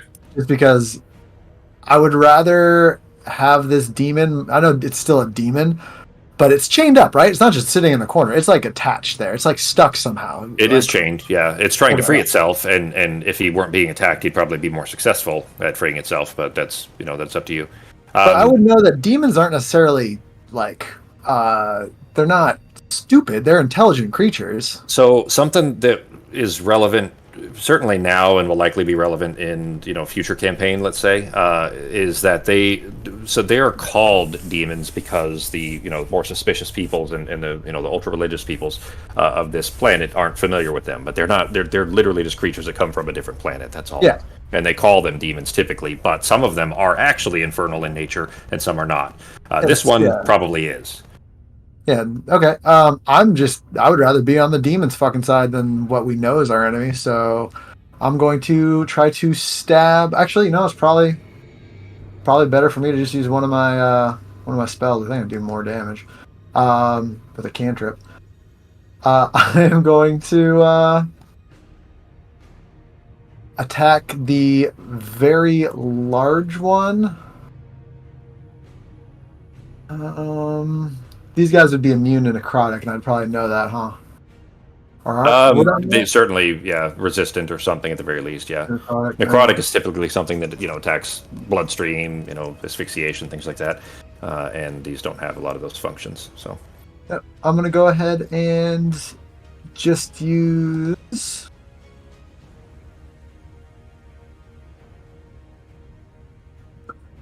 Yeah, I'm gonna use Eldritch Blast on the one furthest from me. So the really big one, I'm gonna Eldritch Blast the really big one.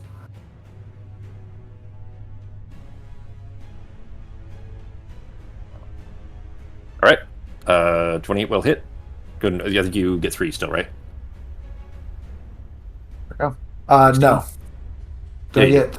Yeah, you get 3. It's a cantrip. Okay. It scales with your character level. Got it. Yeah, so one will hit for 16 damage. Is that right?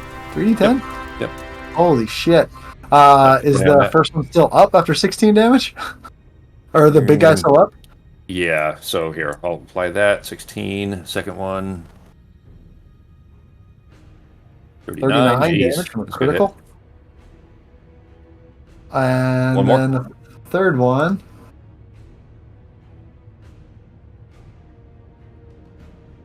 That might 16. He has 19. Does not. Okay, so it does not hit. So you see me just blowing Eldritch Blast into the giant one. I'm assuming it's reacting right now. Like now. Well, as soon as you try to interfere with its task, it does immediately grab the pike that it was using on the to swing at the demon and spins in your direction and is going to launch it straight at your face. Straight in my face! I don't have the pike on him. I'm just going to use the melee attack for it, which is... I'll use the dex mod instead. Its dex is... Yeah, there is a big difference there, so... It'll be -3 on the attack roll. 23 still hits. Alright, this very, oversized pike, clearly much larger than what, a typical... human, this is Yogg size, I guess, for a pike shape, let's say, launches at you, trying to pin you into the wall. It does impale you and then clanks against the stone behind you. You pull it free with a very large wound in your chest. But it is now very aware that you're there, and both of the other Mortis do turn in your direction. I'm doing this for you, big guy, and I'm gonna point to the fucking thing against the wall. Trying to earn some loyalty. All for you. It is. You did significantly damage the Viscera Mortis, the larger one. He is still up, but it was a good chunk of damage to him, so it didn't do nothing. Not realizing that I was gonna. Now I'm feeling a little bit more like, oh shit, these are a little stronger than what I thought. If one of these other guys tries to attack me on their turn, well, we'll wait till the order comes. Okay. I didn't. If you guys want to re-roll your initiatives, you can. Actually, let's go ahead and do that, because I didn't... Here, let me clear initiatives, and then you guys can do that. Pogo, you already went, so I'll just leave you... You were at the top, so I'll just leave you at the top. Sounds good. If that sounds good for you. All right. Arteme... I'm going to take Sorlin out, just because he's too far away to be able to assist from here. By the way, I apologize if anyone hates my idea here, but I'm like, I mean, it did seem like the demon... I would say that Sarah definitely got the impression that the demon was looking towards you for, maybe some help, potentially. You know what this reminds me of? It reminded me of if you're ever like one of those really nice haunted houses and you like walk through a scene and it's like the scene's 3 undead stabbing at a giant demon creature, and you're like, okay. Am I supposed to do something? Yeah. All right, I'll just play him. Arteme and Nazim, if you want to roll yours.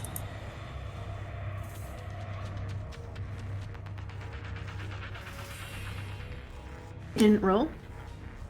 I gotta restart the combat. I haven't seen... I think that's yours there, Fox. Yeah, I just rolled. But I rolled it early. Yeah, it just took a while. Oh shit, if I hit end combat now. Alright, I will... Alright, we're starting... It doesn't... Hang on, can I just reset the round count without resetting initiative? No? Alright, well, we're starting from... Go ahead, Fox. Maybe I rolled while you were resetting it, so it didn't roll properly. I don't know. It don't matter. It's fine. I only saw the one roll, but it doesn't hurt anything. Alright. That was from the movie, wasn't it? That picture looks... No, that's from Labyrinth. That's from Labyrinth. They were torturing Ludo, and she saved Ludo. Yeah, it's been too long, I don't remember. Alright, so it's actually the Viscera Mortis' turn now. He did react, obviously, when Pogo attacked him. You have to attack me cutting words, just as a heads up. Sure, alright. He is going to... nope, that is not necessary yet. That's also a reaction. Alright. He is going to... Also, the people on their side of the portal would have heard a very woman-like scream when I got impaled by a fucking... I forgot to roll a demon too, so let me put it in there. Insides! That's what you would have heard. Alright, you guys do recognize this demon as what's called a Hephaestion. It is a fire demon from Artis. There you go. The Ned scream. Alright, the Mortis, the larger Mortis, is going to run straight at you and yank the pike back up from the wall and clank it back down behind him so that the others can grab it, and he's going to attempt to slam you. Alright, he's going to attempt to slam. Alright, so I'll roll a d12. Oh, jeez, you only rolled an 11, so... Alright, so it wouldn't matter, but I still have to use... I have to use Bardic before you roll, or Cutting Words before... well, it says you can see within 60 feet, makes an attack roll. You can expend one use of Bardic Inspiration, roll the die. Yeah. You can do so after the roll, but before knowing the result. Yeah, so I would use it regardless. Yeah, because I roll it in the open, because I roll everything in the open. If I ever even click the die, then you already know the result technically. So, because for that reason, let you know ahead of time. Yeah, that is the correct way. But honestly, if you want to roll it after the fact, I'm not going to be mad about it because I'd rather keep rolling in the open anyways, just so you guys can see everything that I roll. So I appreciate you flexibility and not metaing that knowledge there. All right, that is it for. Actually, hang on. I think Arteme, you want to attack that bitch? He's walking away, or you, Sarah? Either one. Yeah, if you guys would have had opportunity attacks for Sarah and Arteme for him attempting to walk away. I mean, Sure. Oh, geez. A whole lot, but I'll try. Well, I didn't pay attention to this, but there's that. That's okay. So he gets 3 of them. So you do have an opportunity to use your attack here. Oh no, I'll still my... for your Fuck you. Dagger, right? Dagger I have. Ah! Jeez, so 11 on all three. Something's up with the numbers tonight. That doesn't make sense for us to keep getting the same fucking things all the time. Sorry, Sarah, what was that? 18. Can I just use my envenoming dagger? It's the only dagger I have. Yeah, you can. Yep. Yeah, 18 will hit Fox. Oh, hey, sorry, no, it will not, actually. Its AC is 19, sorry. Yeah, almost there. I don't use regular weapons. How do I roll this? Well, you click the... Click on it. Yeah, click the little D20 on it. I did. That's what came up. Let me see. Inventory, envenoming dagger. On she did. No, she did it right. Okay, just roll a d20, Becky. Jeez, that's how often you've had that, like, since maybe the 4th or 5th session and haven't used it. All right, so d12. No, I got this from when Sako joined. Oh, okay, never mind. I was thinking the foreboding dagger. Yeah, you had one called the foreboding dagger for a long time too. All right, so Yeah, I sold that. 12. That will. Dex is 3, 18, 20. That'll hit. Oh, nice. I had to do the math on it myself. What are we doing? Oh, sorry. Damage on it is a D4, I think. Plus 1, so it'll be D4 plus 1 plus 3. So D4 plus 4.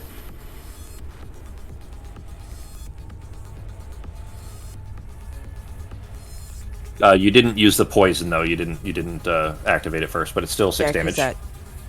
Takes an action to do it. Action to activate. Yeah.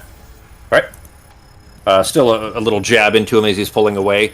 You do see as he moves that he leaves a trail of disgusting viscous liquid on the floor. It literally just looks like congealed blood in the space behind him. Those 2 squares that he was occupying before. Let me go ahead and put that. No, that's here. I'll do it this way. There we go. That square and that square are filled with sticky disgustingness, and stepping in it could be troublesome. So just keep that in mind. Well, Sarah's gonna stick where she's at. Well, she could move through Arteme technically. So I'm not gonna want to step in that shit though. Yeah. Well, yeah, as her background for sure. All right, that is it for its turn though. That brings us to Sarah. Oh, that was your opportunity attack, obviously, Sarah. So your actual turn now. Okay. Oh shit. I guess we're doing this. All right. I mean, we gotta have some nice AOE for these 3 that are clumped together somehow. I do, but they're pretty high level. Oh well, don't. For my own AOEs. Don't worry about me, guys. I'm fine. I got an AC of 19. I'll be all right. I am going to. I've got a good one too, if you guys don't. Let's do a 2nd level Chaos Bolt at the big guy. Okay. The big guy is just a little bit below bloodied right now, so. 15 will not hit. Oh, well, no. Wait, didn't I hit with a 12? No. You had a 12 plus your proficiency plus your modifier. Oh. So it ended up being a 20 total. Yeah, his AC's a 19. Okay.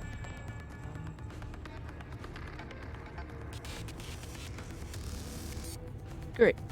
We will quicken a spell and firebolt.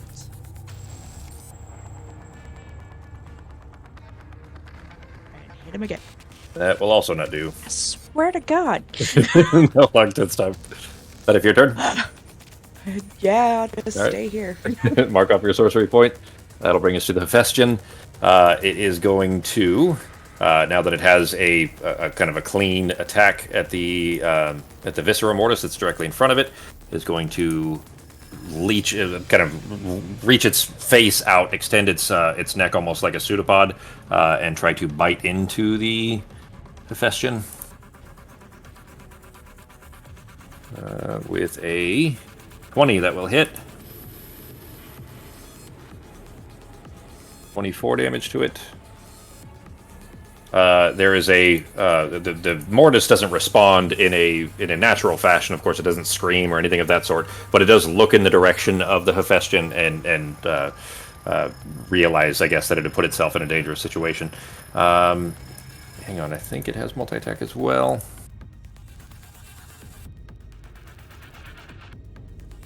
Oh shit, it does. Can't use any more than once. Okay, so it can only do 2 right now. The other one is just going to be a regular bite, not a fiery bite. 22 will also hit. 20. All right. Oh, well, shit.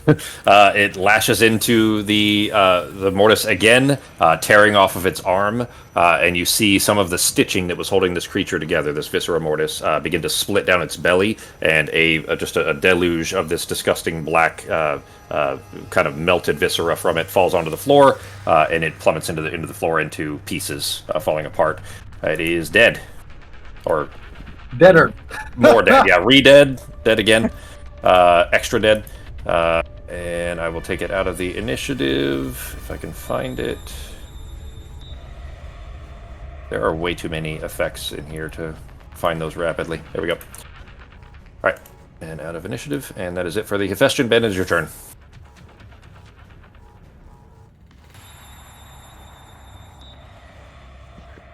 Alright, well, I'm going to head in this way and see what all the action is. Okay.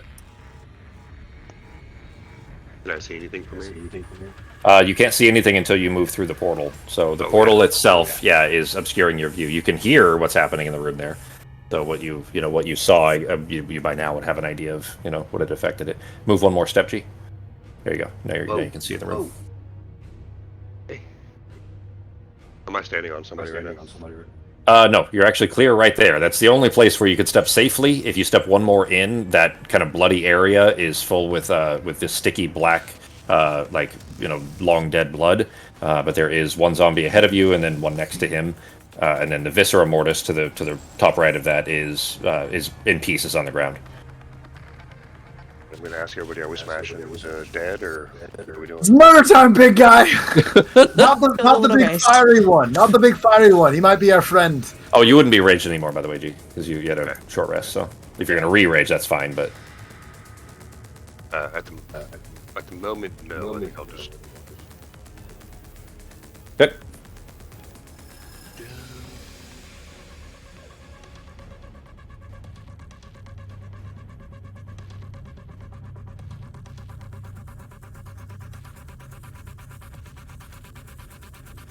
I love the Prey soundtrack. So many good tracks on there. 13. Actually, these little guys don't have that same AC. They are 15, so still no luck.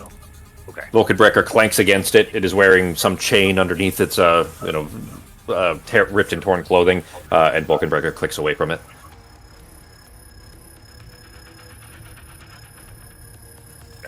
Then I will try again.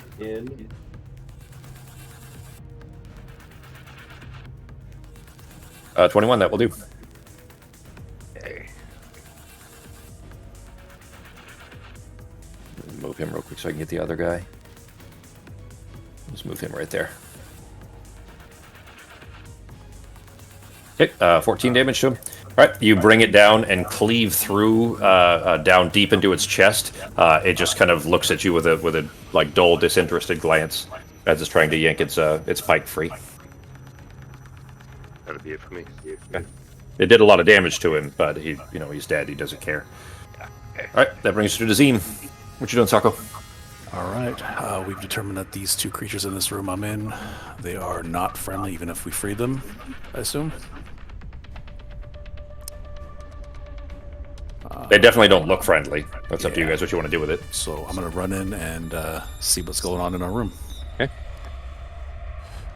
So 5, 10, 15, 20, 25. Okay, stop. Okay, so as soon as you step into that area there, you know what? I'm gonna go ahead and give you the same because you kind of ran into here with not having seen it already. That area, those 3 hexes, that one that you're standing in, one to the north of that, and then the one to the north of that, are filled with a thick black, almost mucusy blood.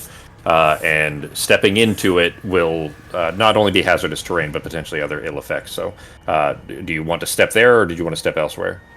You could have gone south and around. It's up to you. Yeah, I didn't really know the kind of the thing, so kind of run this way, you mean? Yeah, right there is safe still. That doesn't have it. It's only those 3 hexes, and he's dead now, so there's not going to be any more. Gotcha.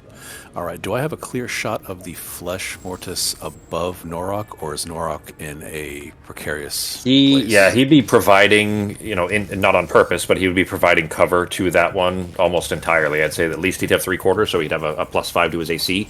The one that's straight north of you, you have a clean shot at. Gotcha. Okay. Or you could shoot at the demon if you wanted as well. I will aim at the flesh mortis. What was it again? Highlight and press A, I think it was, you said? To hit target, you hit T. Just mouse over it and then hit T. There you go. All right, Eldritch Blast the flesh mortis above me. 3 Okay. squares up. Coming up, 3 attacks. 1, 2, 3. All right, all 3 hit. Go and roll the damage. 3 damage. 1, 2, 3. All right, all 3 bolts impacting near simultaneously. There is a blast of force as the mortis is splashed against the door, scouring Pogo in very old viscera, bits of skin, and brain and guts. But it is dead on the ground. I do not throw up. For once. Keep it down. Keep it down. What? Just gotta choke it back down. Yeah, Right. it's got to swallow it. That one is dead. Vizim destroyed him. Is that it for your turn, Sako? Yep, that's it. Alright, that brings us to Arteme. Alright, so which one's left? The mortis flesh, okay. Yeah, there's one that's just on the other side of Norok. For you to hit from that angle, he's going to have a +5 to his AC. Because Norok is, if you step into that, you're going to have problems potentially too. You can see that it's almost glue-like in nature. Oh, okay. You can try jumping over it, but it does put you like up by the demon, by the Hephaestion. I say we give him some room until we can, have a chat. Over Cool. here then? I'd say that you can share the same square, between Arteme or between Sarah and Nazim. That's fine. Yeah. And It'd be just on the edge of the puddle. Or let's see. Okay. No, that one's dead. You're aiming for the other one. Yeah, okay. Okay. There you go.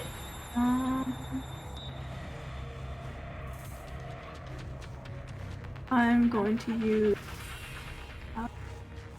produce flame on it. Okay. It is a 15 you're aiming to beat. That'll do. That's 2 natural 20s for Fox tonight. Roll the damage. Yay! This is so Oh, weird. shit. Yeah, you don't normally get them. That is plenty. As Norok is holding Vulcanbrecker and trying to fight him back and prevent him from jabbing at anybody with its pike, you kind of lean down beneath Norok's elbow and send a mote of flame at him that catches him square in the back of the head and begins to incinerate his whole head. Skin long since dried and to the point of, let's say, easy immolation. The fire catches and surrounds him. There are no screams. There's no sound. It seems utterly indifferent as it burns and then collapses to the ground. It's dead. Again. Yay. The re-deadening. We did a good bit of redeadening today. All right. So that is it for them. The demon is still active and fighting against its chains. You still have a bonus action and movement, Fox, if you so choose. I'm gonna stay here, thanks. Okay. All right, that brings us to Pogo. All right. I'm going to cast guidance on myself. Okay. Fuck was I concentrating on before? I don't remember.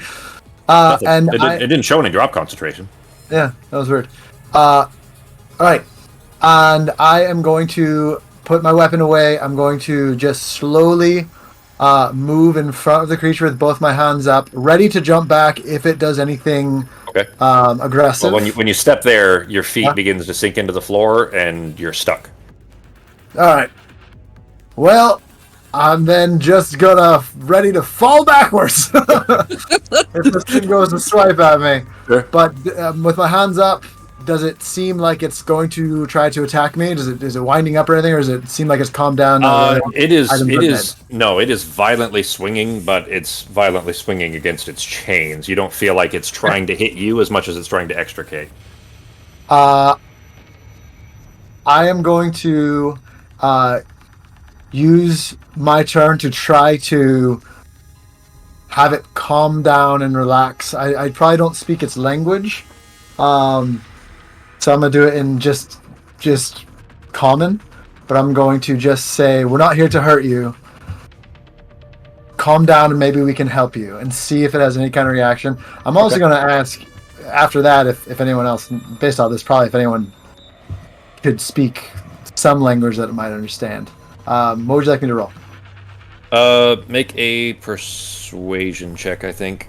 If you've got an argument for something you like better, that's fine. Let me know. I mean, persuasion's high on me. If it was going to be like... yeah, that's fine. That works for me. And then plus a d4. Okay.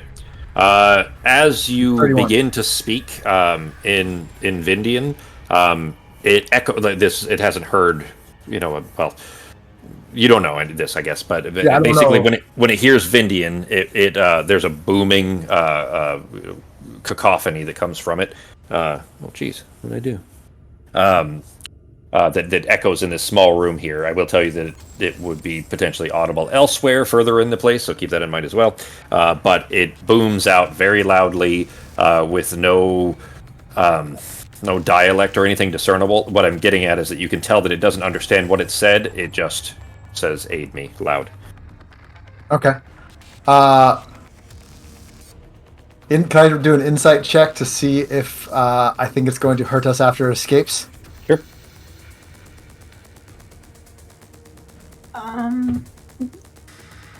Well, you know what? Let me... Yeah. Well, Fox? How long do we have? Before... 16. I was gonna do this as a ritual. I mean, it would add 10 minutes, so...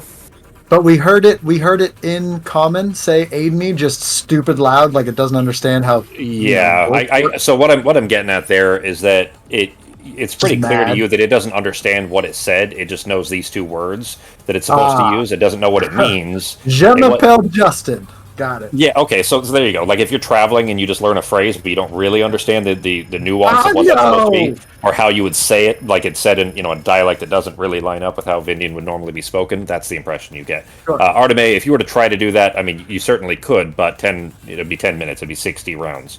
Could be quite a while.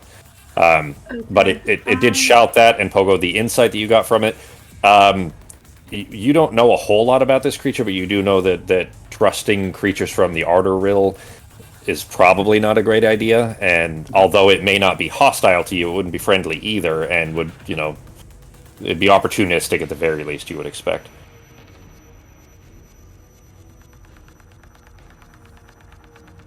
that if your turn, Pogo? We can go ahead and drop out of initiative at the moment. That's it for my turn. Okay. That's, I think, all I can think of. I am going to move. I'm just going to keep my hands up.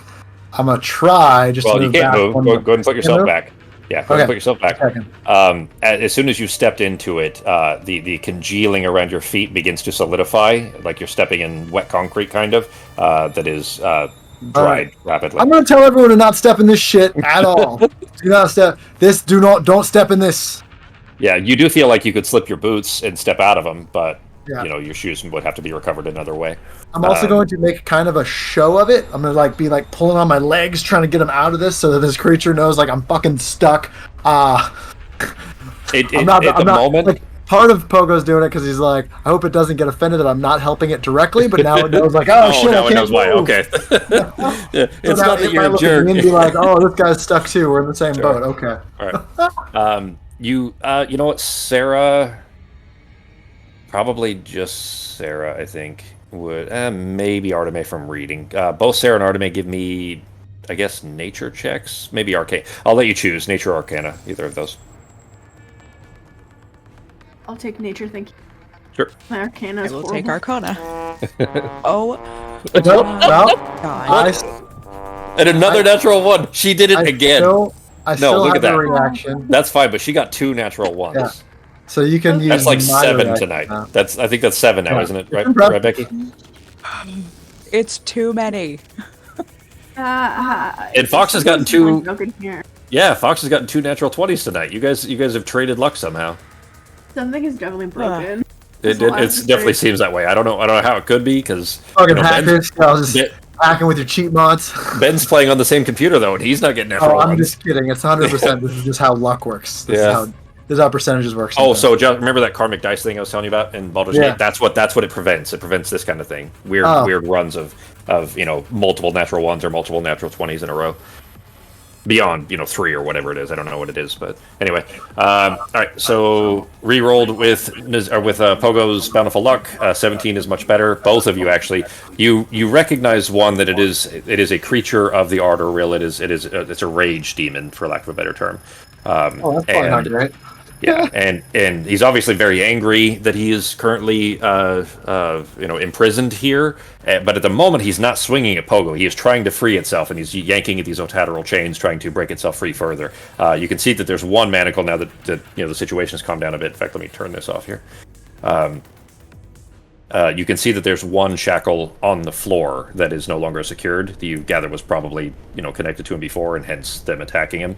But in what you would understand from the both of you of how you expect this creature to operate, if it does free itself, it is not going to be happy with you either. It is going to try to get out, and if you're in the way or if it's in any way beneficial to it, it will absolutely attack you to do so. So, I would say that Sarah and Arteme both would understand not to trust this creature in any way, shape, or form. So open that doggy door and get the hell away. Yeah, it doesn't necessarily. I mean, it would also kill everything else in its path on the way out if it can, and it is pretty strong. But it's not. You're not going to really be able to aim it or target it in any way. But it did shout, "Aid me!" I mean, all of you would have heard that. I mean, we could always leave it. Go.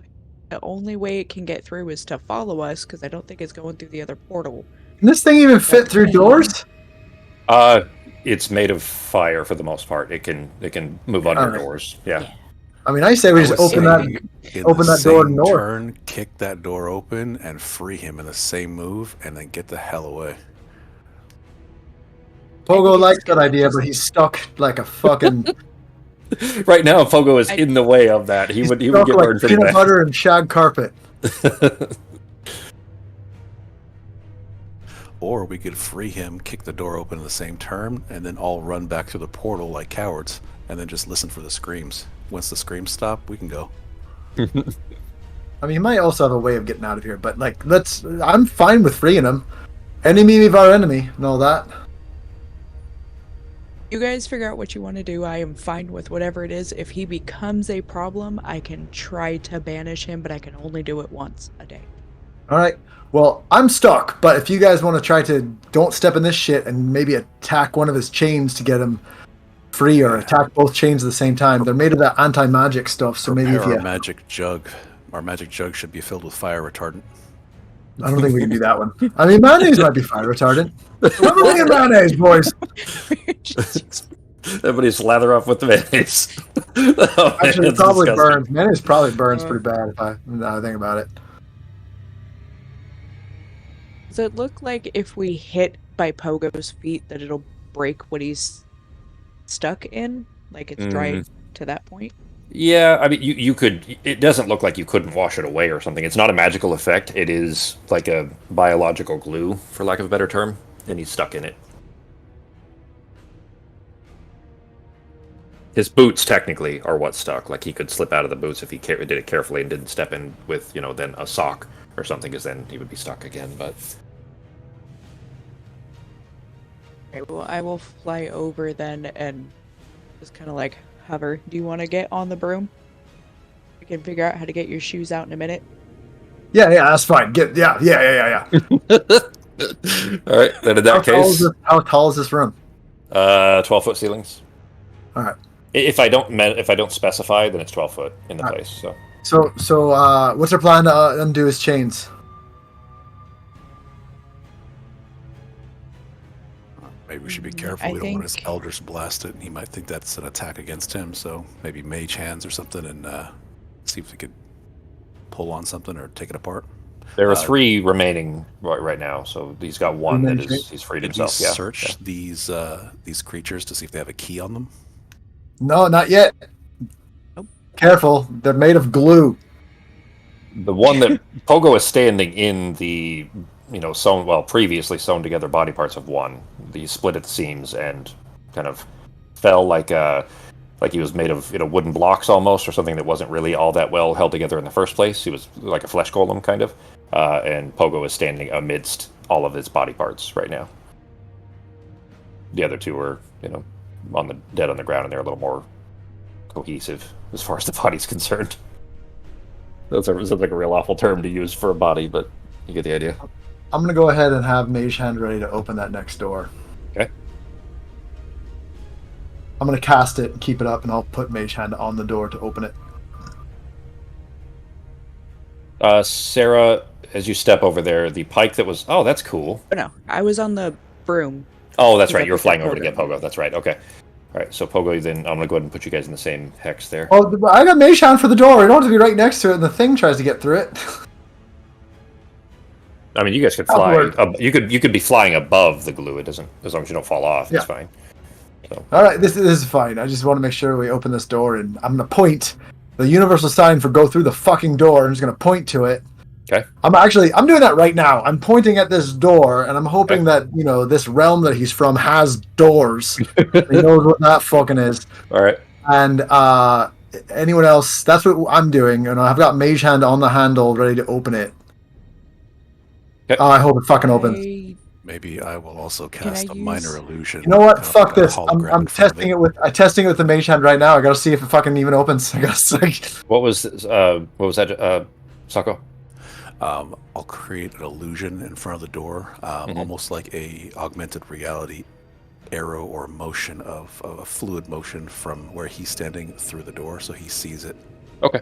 Like a visualization going through the door. Yeah, you would really, anyone with a certain amount of arcane capability, certainly by level 16, would understand the art or real is it's not buildings and doors, it is all tunnels of lava. So that would be a better representation for it. And the rage, part of the rage for these creatures comes from just how alien this place is, and they're not comfortable in it, obviously. So that is I would say that makes 2 of us. I'll do an augmented reality lava flow, and then show it flowing through that door. Okay. Away from him. All right. Pogo, with your go ahead and click Mage Hand again. It did a little cool thing I hadn't noticed before. I don't know if it was new, because I updated the add-ons. I usually update it every week, but did you see that? Yeah, hovers right floating over purple hand. Yeah, that's kind of cool. All right. The Mage Hand, though, you're actually not just testing it, but you're actually having it turn the doorknob. Well, at this point, what if the door doesn't open? So Pogo's nervous that this thing's gonna get locked in here. So I'm just gonna fucking try to open the door with the Mage Hand, see what happens. Okay. All right. Then you turn the doorknob. The door opens smoothly. There's nothing coming from the other side. All right, guys, let him go. Good, whatever you guys are planning. I'm going to say that the flesh mortis that Pogo or Nazim had splattered against the wall, kind of the remainder of the corpse falls through halfway through the door, obstructing it. So the door is half, blocked basically at this point, but it is, open. I guess I could try to use Mage Hand to help him with one of the fucking things. I don't know if it would do much. Yeah, can we use Mage Hand to try to pick the locks? Nah, I don't know. As far as the manacles are concerned, he's gonna be he's ripping and tearing at him. Yeah, he's a lot stronger than Mage Hand. I'll just put it that way. Mage Hand is a maximum of 10 pounds, and he's definitely stronger than that. So he actually had only rolled it once. I need to roll it 2 more times because he would have had about 2 more rounds worth of attempts here. Better. Yeah. Jeez. All right, he got 1 more off. All right, that's good. Where's the third one located? Kind of midsection. He doesn't really have normal legs. Is it attached to the floor as well? It's basically surrounding what would be a torso, kind of. Maybe it's waist, and then attached to the floor on the other side. And the other one is like around, like what is kind of shoulder-like, basically. Out of It has curiosity, a can I really even see the other one? Because it sounds like it's at a very bad angle for me to even be able to try to see where the other one is. As far as where it connects to the floor, Yeah. probably not. I mean, you might be able to kind of just barely make it out in the flames, and it's it's not glowing. It's still like it's solid metal, but it isn't heated, or at least it doesn't appear to be reacting much to the flames. Because of course it's Otaterol, and these are magical flames. So I'm gonna whisper to Sarah, should we be this close to the door? Should we No, I'm just gonna say we should move. maybe we go down to over there by Nazim? yeah, I'll tell you that even at this distance, the heat is uncomfortable, and yeah. So if you're too close, it's going to be a problem. Yeah, you guys are on the broom though, right? So you're above the Icar? Yeah, we're above. Okay. Yeah. All right. Norak, do you want to move out of the way?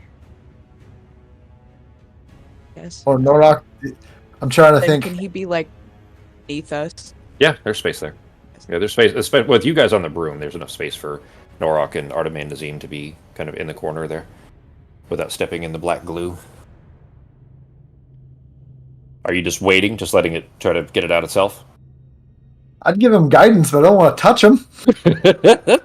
That's fine. I mean, don't want to throw anything. Also, if it comes towards threat. us to attack us after it gets loose, I'm casting friends on it. Okay. It might fail, but I'm going to ready friends in case it starts coming after us to attack us. Okay. So if everybody is waiting for it, you do recognize, obviously, that even the reason that these mortis were involving themselves there is that if he was left to his own devices, he will be able to free himself. Meaning if you waited for, maybe it's 30 seconds, maybe it's 2 minutes, but he will get himself out. So if we're just waiting for that, that's totally fine. I just want to make sure that that's the plan, that you guys are intending to let him free himself. Right? Yeah, I'm intending to let him free himself. Anyone else? Yeah. I would like to help him, to be quite frank, or at least make an attempt to. Well, I mean, I was going through that's not a good idea. hard to see. He requested I think help. we should just stay It out would of his way. behoove us to assist if he asks for assistance, especially if he's very angry. Well, what does that Well, look we like? have a little bit of You time. might Does there- help him, and he might attack you. So just a fair warning. I'm holding friends as a just in case thing, but if you want to try to talk to him or do something, you can. Just don't step in Talking the shit. Mage Nazim, hands or Yeah, as far as communication, Nazim, you'd know that would be near impossible. That'd be extremely difficult to be able to communicate, even with something like comprehend languages. I wouldn't deal with communicating with him. I just would physically try and Sure. help the shackles. Okay. If So anything, use my mage hand to just grab the shackle that's holding him down, see if it could manipulate it or at least assist or pull or anything. Okay. No, it can't do very much, but at least gives an appearance that we're trying to help him. Okay. Make a persuasion check, I guess. It's not the correct one, but it is charisma based, so it'll functionally mean the same thing, even though it's not actually persuasion. Somebody needs okay. tongues. Yeah, so there you do understand there are means of being able to communicate with creatures like this without knowing the actual language, but it isn't something that is speakable by human mouths, if that makes sense, or by humanoid mouths. And therefore speaking back to it would be next to impossible, although potentially maybe understanding it would be on some level possible. It certainly wouldn't be the Olga thought about his interpretive dancing, but it just didn't seem the time and place. Honestly, that'd be a closer means of communicating with it than verbal language, but that is would be a bit much. You don't have the correct form for that, but you seeming to make yourself look like fire elementals and then do it or something. But anyway, all right. So with that, you are kind of doing as best you can with Mage Hand, trying to lift these Otaterol shackles, which are already too heavy for it to begin with. But with you're kind of lifting in sync, I guess, with the Hephaestion, and trying to pull away on the shackle and so on. It does over the span of the next minute or so pull one and then eventually the other off. And the moment that it does, there is an eruption of flame out from the creature that fills this chamber. It will be. Here we go. 34 damage to everyone, unless you're Didn't think resistant to about fire. that, huh? We forgot that it just might have all this magic that just explodes outward. As soon as it was freed, it did happen. I would tell you that it didn't look like it was an attack. It didn't look like he was trying to assault anybody or hurt anybody. It's just, your guidance was done anyways. But 34 fire damage to everyone, so if you're resistant, obviously cut that in half. And as soon as the kind of eruption of flame emanates out through the room here, kind of fills it, it goes down past the portal behind you, there is a scream on the other side of the door, which I would say is a little concerning because you do know that the cells are supposed to block sound. Everybody get where I'm going with that? Mm-hmm. Meaning, you heard sound coming back from the cells, and the cells they shouldn't be able to. You shouldn't be able to hear anything. Yes. Oh, so the fire actually went through the portal? That's the impression you got. There was a scream of pain that came from the other side. Like, can we shoot an arrow from one side of the portal to the other? You can walk through the portal as long as you have the key. But if you didn't have a key, could you Sarah's close enough to it. Yeah, if you have the key, Sarah's close enough that the portal still. Yeah. God, that makes more sense. Yeah. Otherwise, it would. When you tried to run into the portal before, Pogo, when you didn't have the key, it's just a wall. Oh, like a wall. Yeah. But as soon as that blast goes off, the Hephaestion immediately just kind of pours into the ground, almost liquid-like, almost very lava-ish, and goes off to the left down the hallway. And Mage Hand closed that door. Okay. All right. You. Mage Hand closed this door. I would. Go ahead. If I go in the corner farthest away from the portal, is the portal still active? I guess as I can. Like up here, I mean, like there. That'd be far enough. So at that point, the portal deactivates. You don't hear it coming through there. From the northwest, though, the door that the Hephaestion had gone through, it's quiet at first for the first few seconds, and then you hear burning, and you begin to smell smoke. Clearly, it's managed to catch something in the other room, somewhere further ahead. You don't necessarily know where, and then you hear sounds of fighting. But you guys don't need to react to it necessarily. Do whatever you will. But something's clearly happening on the other side of the door there. All right. Can't stay in this room forever. Nope. I'm gonna look around. Does that rune seem like a rune that would try to hold the creature, or one that pulled it to this domain? That portal is not. It looks dusty. It looks like it hasn't been used. I guess it's been burned away by the guy there, so probably not dusty. It doesn't look like it gets a lot of traffic, is how I'm putting that, I guess. You don't have any keys that are represented in the runic symbols beneath it. Not to mention the color change you gather is probably means it has a special purpose of some sort. All right. Should we just keep going? I mean, we all heard that scream from back there, but I mean, we should just keep going, right?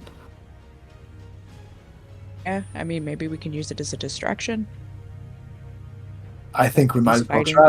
We can easily follow it from where it's.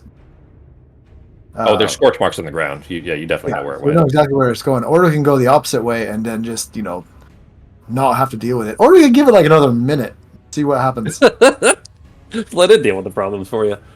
For all we know, it went not even the way we need to go, but. Did it crash or something? It's reloading. Okay. All right, Sarah, you and me, Norok, you want to jump in the lead? Maybe, perhaps, big guy. I mean, I'm pretty sneaky. If you want to drop me on the other side of the door, I can peek around some corners. I mean, we're on the broom, so they won't hear us walking. Well, I don't. Oh, fuck! I gotta get my fucking boots. I'm gonna get off the broom. I'm gonna go next to my boots, and I'm going to see what I got in my. I got a pitten. That might be somewhat helpful.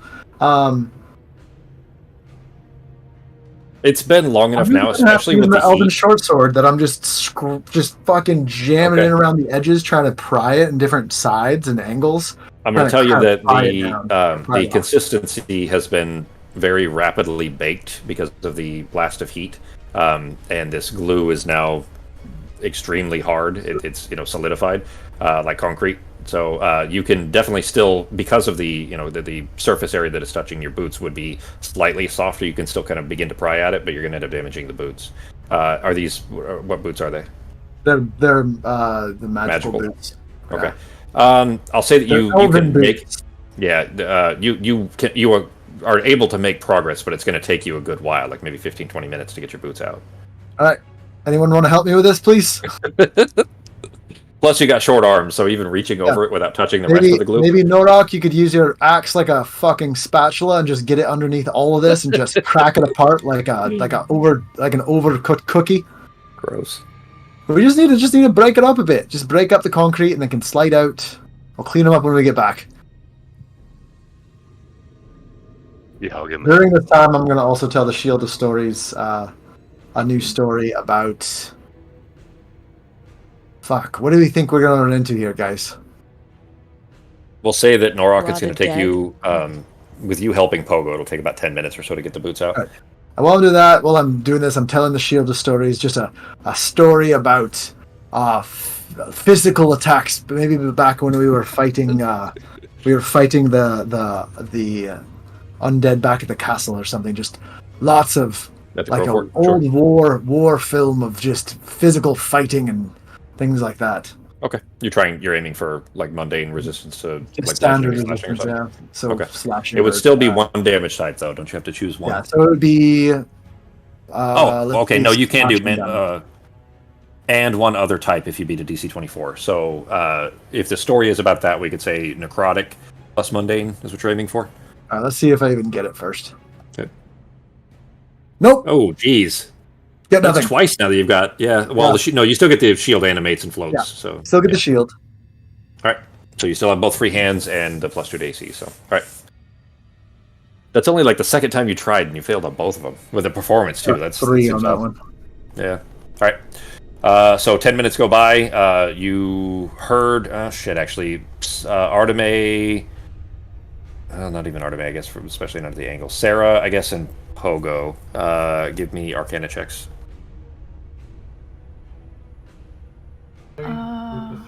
Arcana, okay. Perfect.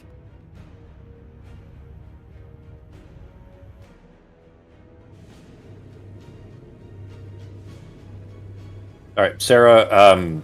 There was a high-level reconnaissance spell cast not far away that you sensed that was powerful enough that it was, a brief flash that you noticed, and probably a teleportation is the kind of sense you get from it.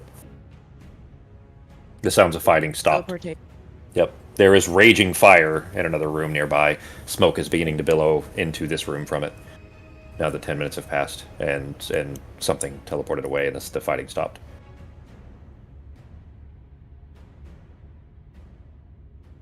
Like, banishment is the same rail, right? Yep. It would be considered. Okay. Mhm. Right. Well, either you don't know if it was teleported away, Yeah, go ahead.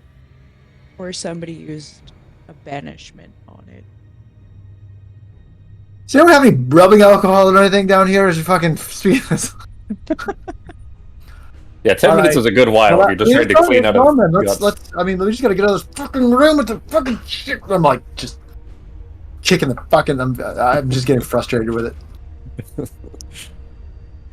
I'm getting my goddamn shoes. I could have cast my spell without ritual, without using a spell slot. Okay, without ritual it's and fine. without using a spell slot? Yeah, so you learn Misty Step and a first level spell. Oh, yeah. Yeah, that's you once a can day. cast either of these spells in this way every long rest without using a spell slot. I forgot about that. Yeah, it's your new one. That's why I was looking for the feat and I couldn't find it. And then my thing just started refreshing. Oh, that's what you're... Okay, I gotcha. Yeah, I forgot you picked that one up. That's a really handy one. Mm-hmm. All right, so we'll say the 10 minutes pass then. The room is beginning to fill to the point where it's going to become uncomfortable to breathe soon. The smoke is obviously coming from the door to the north, where the Hephaestion had gone through. So, what are you guys doing? Oh, you got your boots back. Yeah, you got your boots back. Then I'm immediately going through the door, and I'm going the way that the smoke isn't. Okay. So coming up through the doorway, you do see fire has filled the hallway there. Even though, so there is a almost like blackened trail of burned and singed concrete, which is not a particularly easy thing to do, but obviously at that kind of temperature.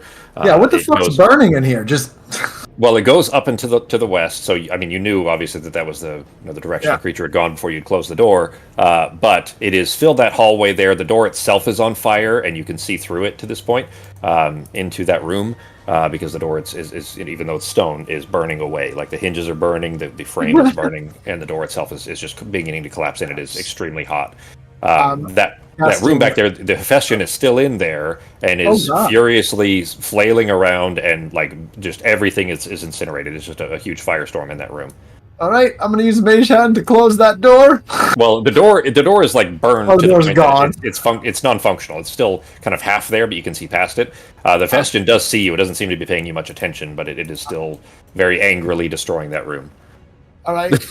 Yes, I'll go. That's perfect. Well, I'm using Mage Hand just to. I'm gonna kind of go back where I was, Okay. and I'm gonna look around the corner, and I'm going to use Mage Hand to unlock the door to the east. Okay. Just a second here. That is Or at least try to open it. sure. All right. That to the right there is a set of double doors that are inlaid with brass filigree. So before you had moved away, there are shapes of angelic figures on the door. You send Mage Hand to attempt to open it. Make a. You know what? Actually, before you go, I'm going to say that this is because this is potential not below your passive, but I would say that you have a decent odds of finding this. Make a investigation, Pogo. You want to beat a 15 or survival? You could do either one actually. Nailed it. That won't do. All right, never mind. Okay, but you're having Mage Hand open the door. Yeah, I'm gonna try from around the corner. All right. You step around the corner, and Mage Hand, you direct it to open the doorknob there, and are instantly surrounded in darkness and can't see anything. You're blinded.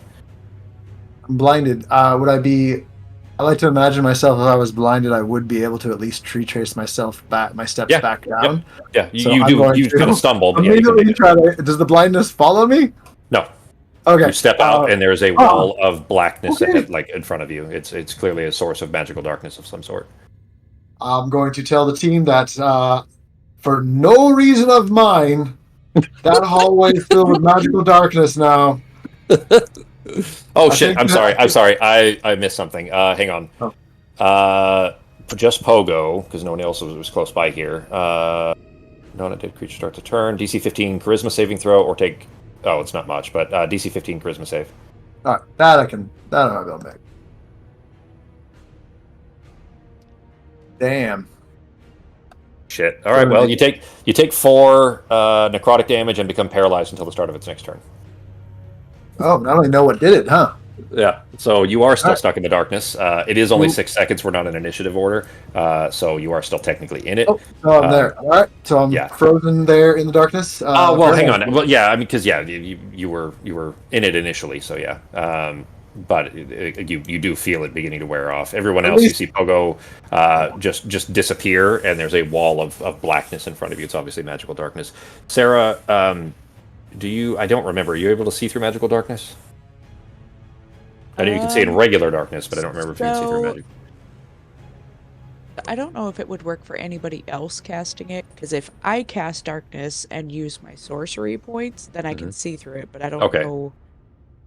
I don't think that. Yeah, it would not. It wouldn't otherwise. Then, yeah, it doesn't automatically grant that in any other way. So.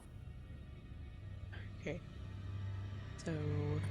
But you're standing outside of it still, I assume, right? You didn't step into the darkness. Yeah. Okay. No. Pogo, it wears off, and you are able to move yourself if you so choose. Oh, hang on. It's actually starts its turn in the area. Okay, so you actually have to make another DC 15 Charisma save. Let's fucking go. So this could, it's not very much damage, but you could end up stun locked potentially. All right, 24. You succeed, so no damage, and you're able to step out of it. I'm immediately walking back, and like, all right, if you're in the darkness, you might be paralyzed. I don't want to be in there anymore. I'm going to do my best to jump over the gross blood shit and just be on the other side of this wall, taking a breather. Sure. Oops. I'm done with the doors. You've had bad luck with doors, yeah. That's fair. Bad luck with doors. Oh, if it's anything like my darkness, then if you have a light spell of 3rd level or higher, then it should still create light, correct? Well, It so says that's 2nd that. level or lower that it Yeah, dispels. that's an arms race. So if the darkness was cast at a higher level, then the light has to also match the higher level by 1. Does that make sense? Okay. So if the magical darkness trap was a 4th level, then you'd need to cast light at 5th level, and so on. And you don't know. I would say that the nature of this is not something you're quite familiar with. It still may have the other effects, even whether the darkness is there or not. You don't know. I will say though that Pogo did tell you, right, Pogo, that you were gonna open the door. No, actually, you came back in and said that you didn't cause it. So No, never mind. I don't know. Yeah. So if nobody is aware that it happened as soon as the door opened on the far side, You know, I probably would have said the door just opened. Then there's darkness, and I was paralyzed, and I'm already tired. I just need a quick breather. through But yeah, no there's fault of darkness coming Pogo's. from that door to the east, to the right, and then there's the fire guy to the left, and he looks pissed. Not at us, but just so mad. Well, right now you can't see him at all because the darkness is covering him too. But yeah, the that fire is still coming from the door to the west. So you're sure it was the darkness that paralyzed you and not something like in the darkness? I have no idea. There could be something in the darkness. Did I feel any hands or tentacles or anything up my butt? Nope. Yeah, I didn't feel anything in there, but the darkness. I mean, I've been in magical darkness before. I think you put me there once. I didn't remember being frozen up, so I don't know. Nope. Can't tell you. Mine doesn't do that, so I don't.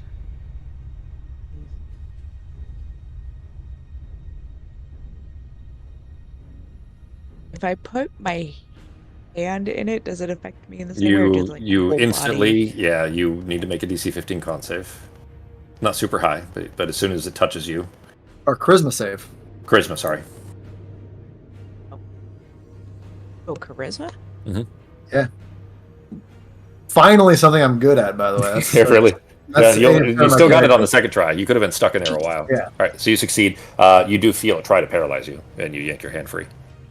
It is freezing cold, and clearly the source is coming from the right, around the corner there. It seemed like I'd have to make a save every time, or once I'm made the save, it's okay. So here's the thing: if you didn't wait 6 seconds, now this is meta knowledge a little bit. Technically, how the mechanics work is if you make the save, you have 6 seconds. She probably would have waited and put her hand in again just second to time. Okay. test the theory. Okay. In that case, then go ahead and make another save, and it would be the second attempt. But I would say that Sarah would have a basic understanding of how these kinds of traps are usually made, especially when they're arcane in nature. And if you're able to resist the effects for a short period of time, it will still happen again. But if you are, you do have a small amount of temporary immunity, is what we'll call it.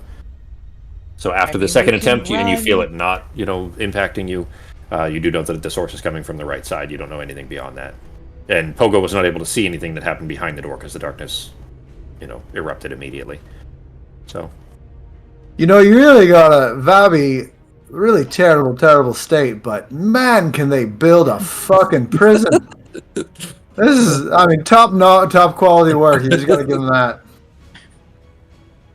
Alright, I can throw a dispel magic down the hallway, but it's probably gonna have to be like a really high level to make sure that whatever this is. Don't we have light that can get through magical darkness? Doesn't Artime, don't you have light that can get through magical darkness? I don't think so. I mean, daylight might be able to. All of you hear a loud whoomph sound of fire being rapidly extinguished, coming from the left. Oh. Yeah. I don't think I have anything. Daylight does not say it goes through magical darkness. Water elemental or something. Extinguished our friend. Or maybe he's paralyzed. Maybe fire doesn't work when he's paralyzed.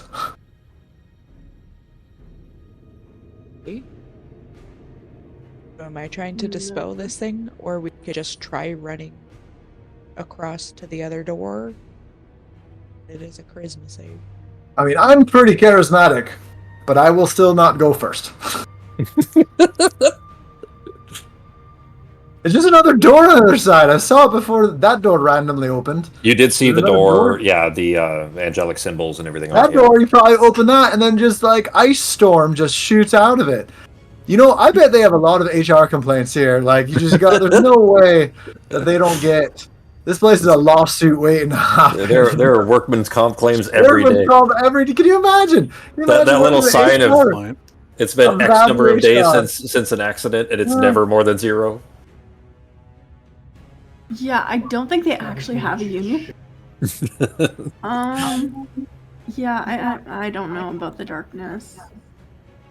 Well, we're coming up on time, so if you guys want to try something, we can do it, or we can hold off till next game. Up to you guys. I will make. Jesus, never mind. Well, Sarah's frozen. Go ahead and apply your. You didn't roll 2. Oh, well, minimum damage. Too, so only 2 damage. Yeah. Yeah, you didn't get a natural 1 this time, Fox. Becky.